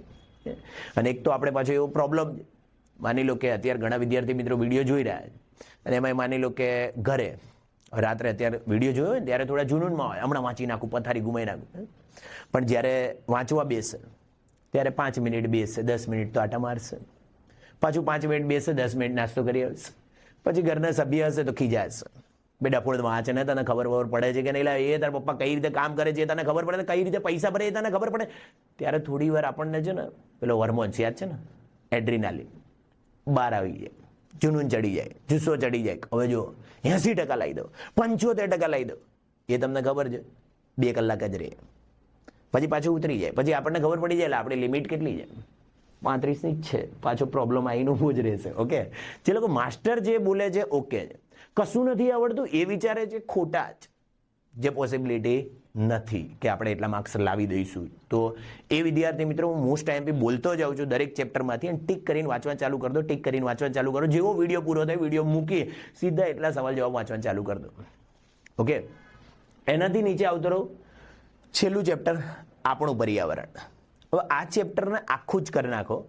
નબળા વિદ્યાર્થી પણ આખું કરશે, કેમ કે નાનું એવું ચેપ્ટર છે, લગભગ 1 કે 2 વખતમાં તો તમને યાદ બી રહી જાય એવું છે. 10 માર્ક્સનું ચેપ્ટર છે, એમાંથી 4 માર્ક્સનો છે. કદાચ 4નો ના આવે તો 2 2 આવશે. જો 4નો આવશે તો આપણો ફિક્સ જ છે. કયો આવશે? નિવસન તંત્રના ઘટકો. ગોળ કરીને વાંચવાનું ચાલુ કરી દો. નિવસન તંત્રના ઘટકો યાદ છે ને? જૈવિક ઘટકો, અજૈવિક ઘટકો. જૈવિકમાં કોણ આવે? ઉત્પાદકો, ઉપભોગીઓ. વિઘટકો, ઉપભોગીમાં કેટલા ભાગ? 4. તૃણહારી, માંસાહારી, સર્વાહારી અને પરોપજીવી. તો ઇન શોર્ટ આવી રીતે તૈયાર કરી નાખો. 4 માર્ક્સનો એક જ છે, 4 માર્ક્સનો એક જ છે. જો 4નો અમારે એક જ પૂછવો હોય તો આ જ ચેપ્ટરમાંથી એક જ બને છે. હવે બાકીના શું કરી શકે? જવાબ 2 2 માર્ક્સના બનાવી શકે કે 2 2 માર્ક્સના 2 2 માર્ક્સના 2. તો એ કયા બનાવી શકે? નિવસન તંત્રમાં વિઘટકોની ભૂમિકા, ઓઝોન સ્તર. તમે કચરાના નિકાલની સમસ્યા ઓછી કરવામાં શું યોગદાન આપી શકો? ઓઝોન એટલે શું? જે આ 2 ઇન્ટેક્સના છે. ઓકે, અને આપણા દ્વારા ઉત્પાદિત જૈવ અવિઘટનીય કચરો, જે સ્વાધ્યાયની અંદર જુઓ ને તો લગભગ 5, 6 અને 7મો સવાલ તમને ઇઝીલી જોવા મળશે. તો આવા જે સવાલ છે એમાં આહાર શૃંખલા અને આહાર જાળ, બસ હું ટોટલ કેટલા સવાલ બોલ્યો? 7. તો જે નબળા જે મીડિયમ છે ખાલી 7 કરે, પણ બાકીના લોકો છે એ આખું ચેપ્ટર ટ્રાય કરે. જો કે નબળા વિદ્યાર્થી પણ આખું ચેપ્ટર કરી શકે એમ છે. કેમ? કારણ કે ઇઝીલી તમારા શબ્દોમાં લખી અને રોકડા માર્ક્સ લઈ શકો એમ છો. તો અહીંયા જોઈએ તો ટોટલ આપણે ચેપ્ટર કેટલા શીખ્યા? 13. તમે 13 ચેપ્ટર શીખો છો, એમાં આઈએમપી જો પોર્શન હું કાઢું કે દરેક ચેપ્ટરમાં તું આટલા સવાલ જવાબ બોલ્યો, તો હું આમાંથી હું 5 સવાલ આપું, કે આમાંથી 6 આપું, કે આમાંથી 7 આપું, તો પાછો આમાંથી 5 જ આપું. હું ઓન એવરેજ ગણું તો દરેક ચેપ્ટરમાંથી 5 થાય, તો 13 પંચા 65 સવાલ જવાબ થયા. વિડીયોને બેક કરો. સવાલ જવાબ મેં દરેક ચેપ્ટરમાંથી આપ્યા, એને એકવાર જુઓ. પહેલાં એ સવાલોને સમજો, પછી એનો જવાબ લખો. 2 થી 3 વસ્તુ જે દરેક વિદ્યાર્થી મિત્રોએ સમજવાની છે. હવે ટિપ્સ ચાલુ કરતા પહેલા હજી કેમ વાંચવું જોઈએ એની ટિપ્સ આપણે આપવાના છીએ, પણ એ પહેલા તમને કહી દઉં, ઘણીવાર છે ને પરીક્ષાની અંદર કોઈ સવાલ ચેન્જ કરીને પૂછાતા હોય છે, તો ઘણા હોશિયાર અને નબળા બંને વિદ્યાર્થીઓ માર ખાઈ જતા હોય છે. હવે મીડિયમને તો આમે એટલું ટેન્શન હોતું નથી, પણ આ બે ક્યાં માર ખાઈ જાય એ કહું.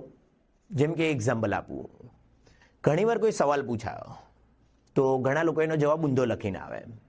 એક્ઝામ્પલ લઉં, આયનીય સંયોજનના ગુણધર્મો 3 માર્ક્સમાં પૂછાયો. સમજો, એ છે ચેપ્ટર નંબર 3માં, પણ ઘણા લોકો ચેપ્ટર નંબર 4માં આયનીય સંયોજનના ગુણધર્મો 3 લાઈનનો છે ને એ લખીને આવે છે કે એના ગલન બિંદુ ઊંચા હોય છે, પછી નીચે બીજું લખીએ પાણી જેવા દ્રાવકોમાં દ્રાવ્ય હોય છે, અને પછી આપણે લખીએ વિદ્યુતના સુવાહકો હોય છે. તો ઇન શોર્ટ આવા જવાબ લખીને આવે. હવે તમારે ત્યારે સમજવાનું છે કે ભાઈ 3 માર્ક્સમાં પૂછ્યો છે તો 3 લાઈનમાં જવાબ નહીં લખાય. આખો પેલો ડિટેલમાં લખીશું જે 3જા પાઠનો છે.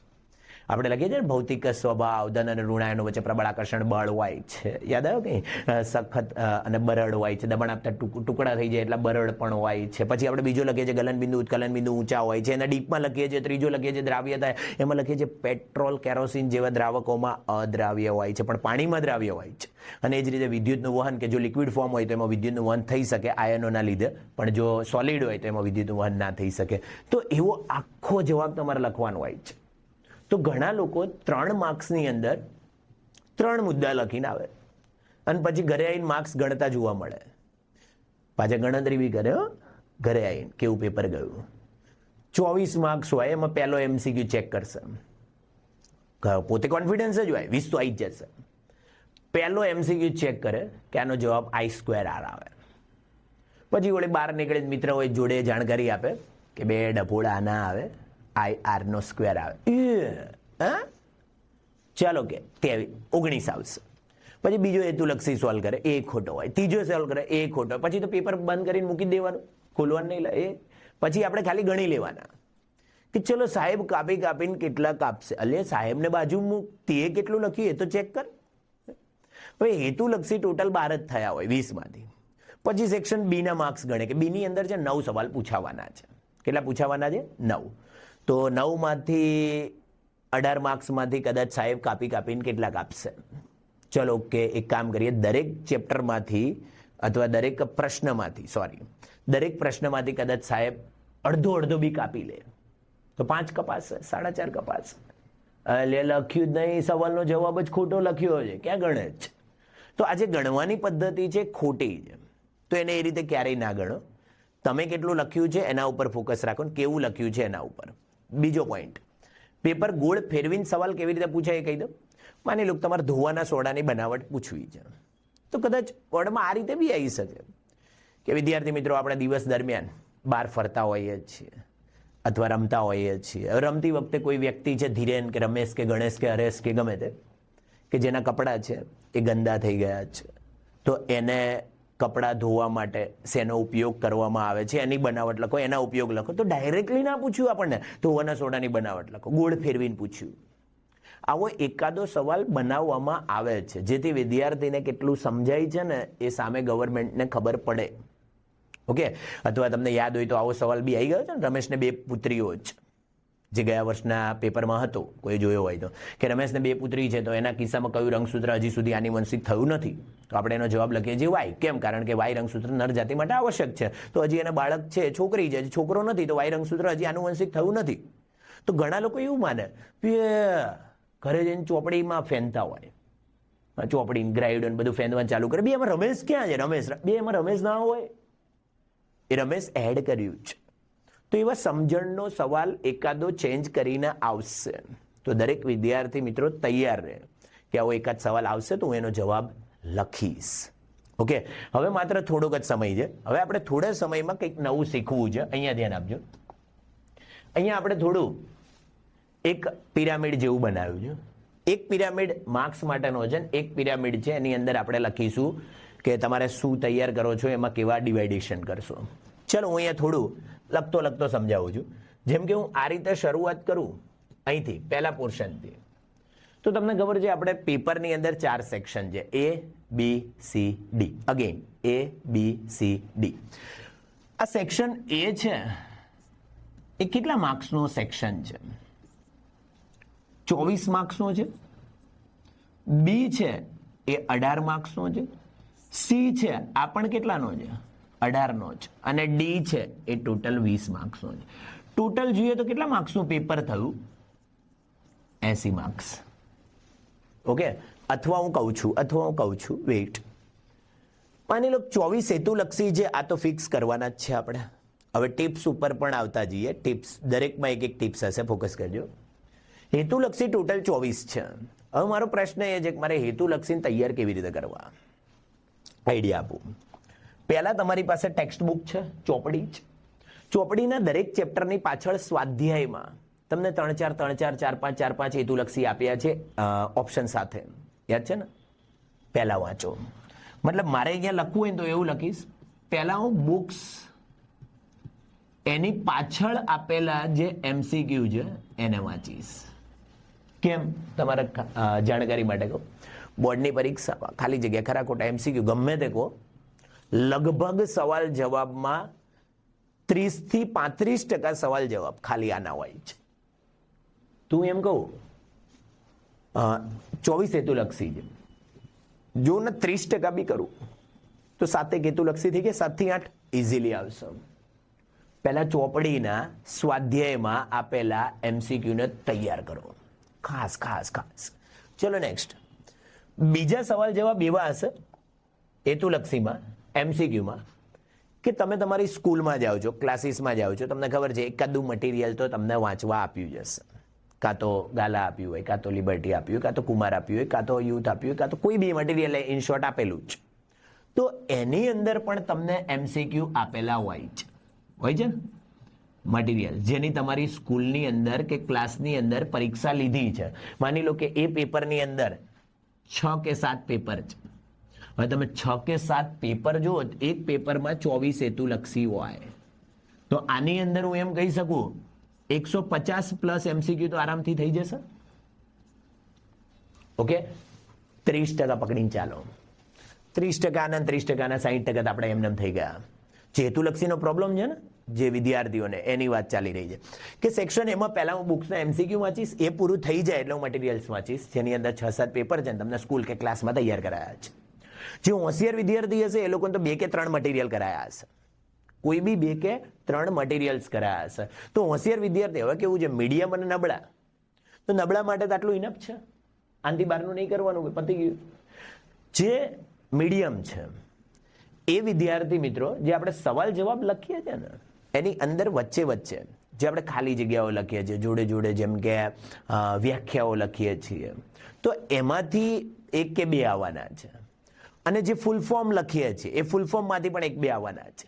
હવે આખી ચોપડીમાં કેટલા ફૂલ ફોર્મ છે એનો આપણે વિડીયો બનાવ્યો છે, જો પોસિબલ હશે તો મોકલીશું. આખી ચોપડીની અંદર આટલા જ ફૂલ ફોર્મ છે, દરેક ચેપ્ટર સાથે લખ્યું છે. કાનથી બહારનો ફૂલ ફોર્મ તો હોતો જ નથી ચોપડીમાં, તો બસ એટલા ફૂલ ફોર્મ કરે. તો એક વાક્યના જવાબ, જેની અંદર હું એમ કહું વ્યાખ્યાઓ. હવે વ્યાખ્યા આપણે તૈયાર કરવાની જરૂર નથી, 2 માર્ક્સમાં ઓલરેડી થઈ ગઈ હોય. હું ફરીથી બોલું, વ્યાખ્યા તૈયાર કરવાની જરૂર નથી, 2 માર્ક્સમાં થઈ ગઈ હોય. અને જોડે હું આની અંદર એક ફૂલ ફોર્મ લઈશ. ફૂલ ફોર્મ વાળું મેં કીધું એ ચેપ્ટર વાઇઝ આપણો વિડીયો છે, પોસિબલ હશે તો આપીશું, નહીં તો તમે ડિવાઈડ કરો કે પહેલા ચેપ્ટરની અંદર કેટલા છે, ચલો કોઈ નથી. બીજા ચેપ્ટરને યાદ કરો કે એની અંદર કેટલા છે, ચલો કે એ કોઈ નથી. ત્રીજા ચેપ્ટરમાં ગયા જેમ કે પીવીસી એનું ફૂલ ફોર્મ પોલિવિનાઇલ ક્લોરાઇડ છે, કે 15મા પાઠ જૂના કોર્સ અનુસાર અને નવા કોર્સ અનુસાર 13મું આપણું પર્યાવરણ, UNEP United Nation Environmental programme, અથવા તો CFCS ક્લોરોફ્લોરોકાર્બન. આ રીતે દરેક ચેપ્ટરના કરી નાખો, એકાદો વાઇચ એનો બેનિફિટ આપણને મળી ગયો. મીડિયમ એટલે અટકી જશે. હવે વધીએ ટોપર્સ. ટોપર્સ વિદ્યાર્થી મિત્રો માટે તમારી પાસે કોઈ એપ્લિકેશન હોય જેમ કે શાળા મિત્ર છે, તમને ખબર છે એની અંદર બી MCQ આવે છે કે ટીક કરો તો સાચું હશે એ બતાવશે, ખોટું હશે તો એ બતાવશે. એવી 50 માર્ક્સની એકાદી એક્ઝામ આપો, લગભગ 10 મિનિટ 15 મિનિટથી વધારે નહીં થાય. કેમ? ત્યારે ને ત્યારે રિઝલ્ટ આપી દે છે 2 જ મિનિટમાં. શાળા મિત્ર એપ ડાઉનલોડ કરો, તમને ખબર છે આવી એપ્લિકેશનની અંદર ઘણો બેનિફિટ હોય છે પણ આપણે નથી જોતા. તો જે વિદ્યાર્થી મિત્રો હોશિયાર છે એને એમ લાગે છે ને આપણે તૈયાર થઈ ગયું છે મા કસમ બાહુબલી, તો એ વિદ્યાર્થી મિત્રો 10 મિનિટમાં એક 50 માર્ક્સની MCQની એક્ઝામ આપો. એમાં તમને ઘણા નવા MCQ જોવા મળશે, જે સવાલ જવાબને લગતા હશે એ બી જોવા મળશે. એ રીતે તમે એનો લાભ ઉઠાવો મેક્સિમમ. ઓકે, જો BCD થઈ ગયા હોય તો. ઓકે, હવે વાત કરીએ અહીંયા બીમાં આવતા રહીએ. આ સેક્શન બી કેટલા માર્ક્સનો છે? હું કહું બી છે ને ટોટલ 18 માર્ક્સનો છે. 18નો છે એટલે તમને એ તો ખબર પડી ગઈ 2 માર્ક્સના કેટલા સવાલ, 9 ક્વેશ્ચન આપણે લખવાના છે. લખવાના છે કેટલા? 9. એની સામે આપણને આપેલા કેટલા હશે? 13 ક્વેશ્ચન. કેમ? 4 તો આપણને ઓપ્શનમાં આપવામાં આવે છે ને. પહેલા એવું હતું જૂની પેપર સ્ટાઇલ અનુસાર અથવામાં ફિક્સ હતો કે 13માં નહીં અથવામાં 13મો. હવે એ તો નીકળી ગયું. તમને તો બધા ભેગા કરીને આપી દીધા કે કોઈ પણ 9 લખો. 4 તમારી પાસે અથવાના છે. હવે માની લો કે તમે ફિઝિક્સ પોર્શન આખો કાઢી નાખ્યો તો અહીં 9 સવાલ બની જશે. તો અહીં 9 સવાલ બની જશે. ઇન શોર્ટ તમે ખાલી કેમેસ્ટ્રી અને બાયોલોજી આ બેમાંથી તૈયાર કરી એટલે 2 ના તો બની ગયા. એનાથી આગળ વધુ સેક્શન સી. સેક્શન સી છે એમાં 3 માર્ક્સના સવાલ હશે. કેટલા હશે? 6.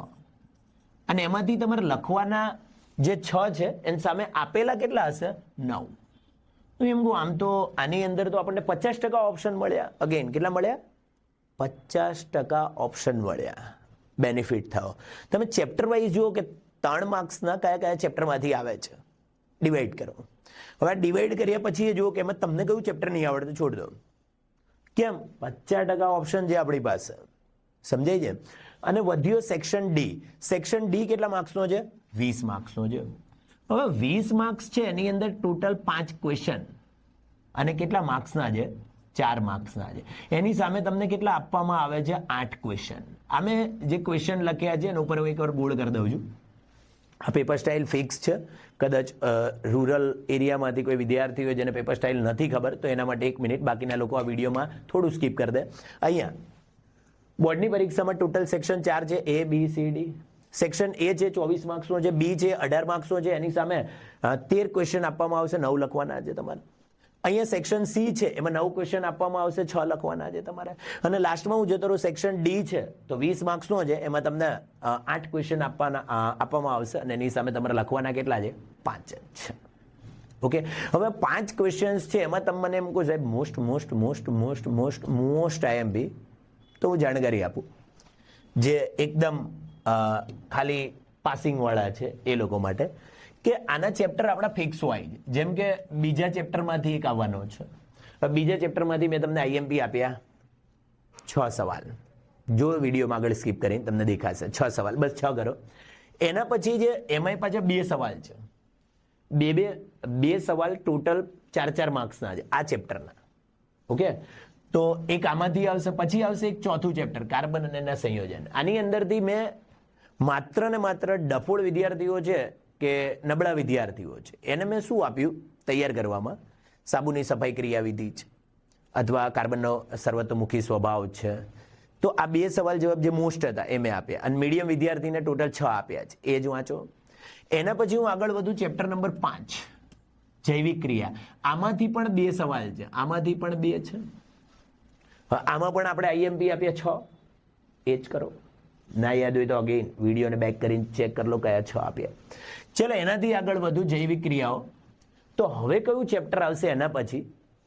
તો જે આમ તો ઘણીવાર ચેન્જ થતો સવાલ પણ જોવા મળે જ, એનો બી તમને થોડો આઈડિયા આપું છું કઈ રીતે ચેન્જ થઈ શકે, પણ અત્યારે તમારે અહીંયા ફોકસ કરવાનું છે. વેઇટ કરીને પહેલાં આને સમજી લઈએ.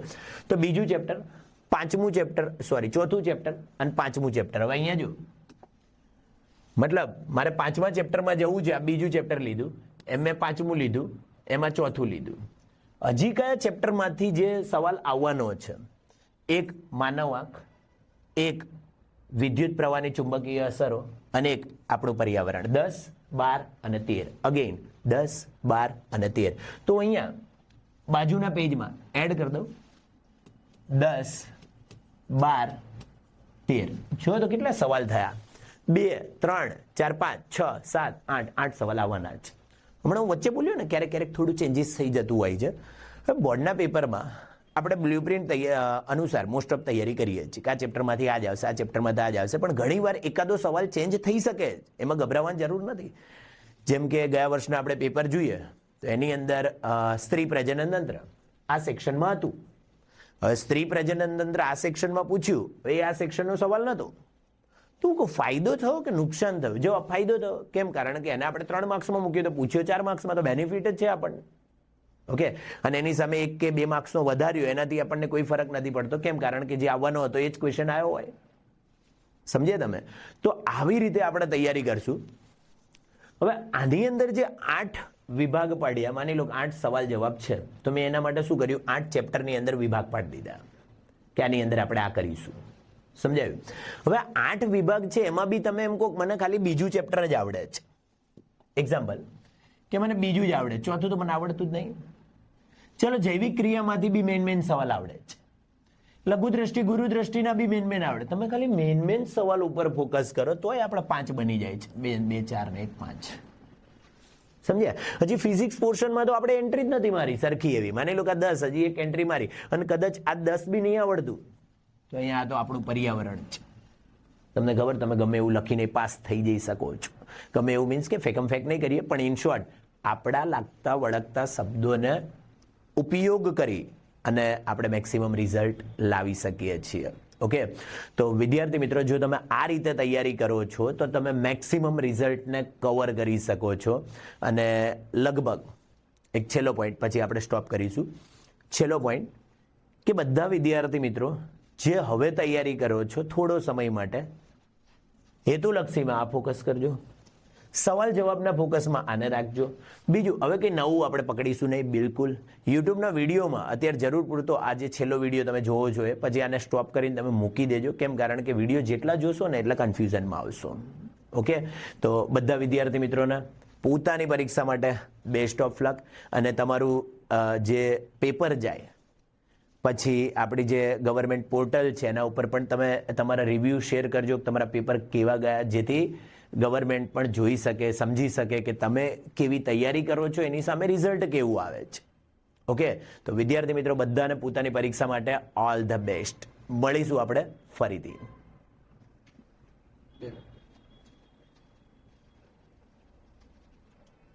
હું તો દેખાતો નતો અહીંયા, જતું રહ્યું હતું.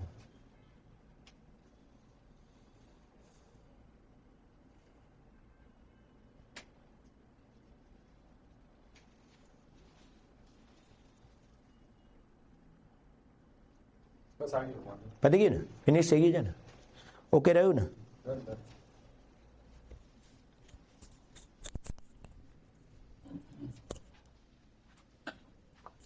આવી ગયા છે. આવી ગયા છે? કોણ? વિરેન પંચાલ હશે? એ જ હશે. ઓકે, આ લોકોને સ્ક્રીનશોટ આપવા છે કે નહીં આપતા તમે લોકો? નહીં આપતા? બધું ત્યાં છે. ક્યાં? એટલે એમ નહીં, લખેલું હોય ને પીડીએફ બનાવેલો છે તમે?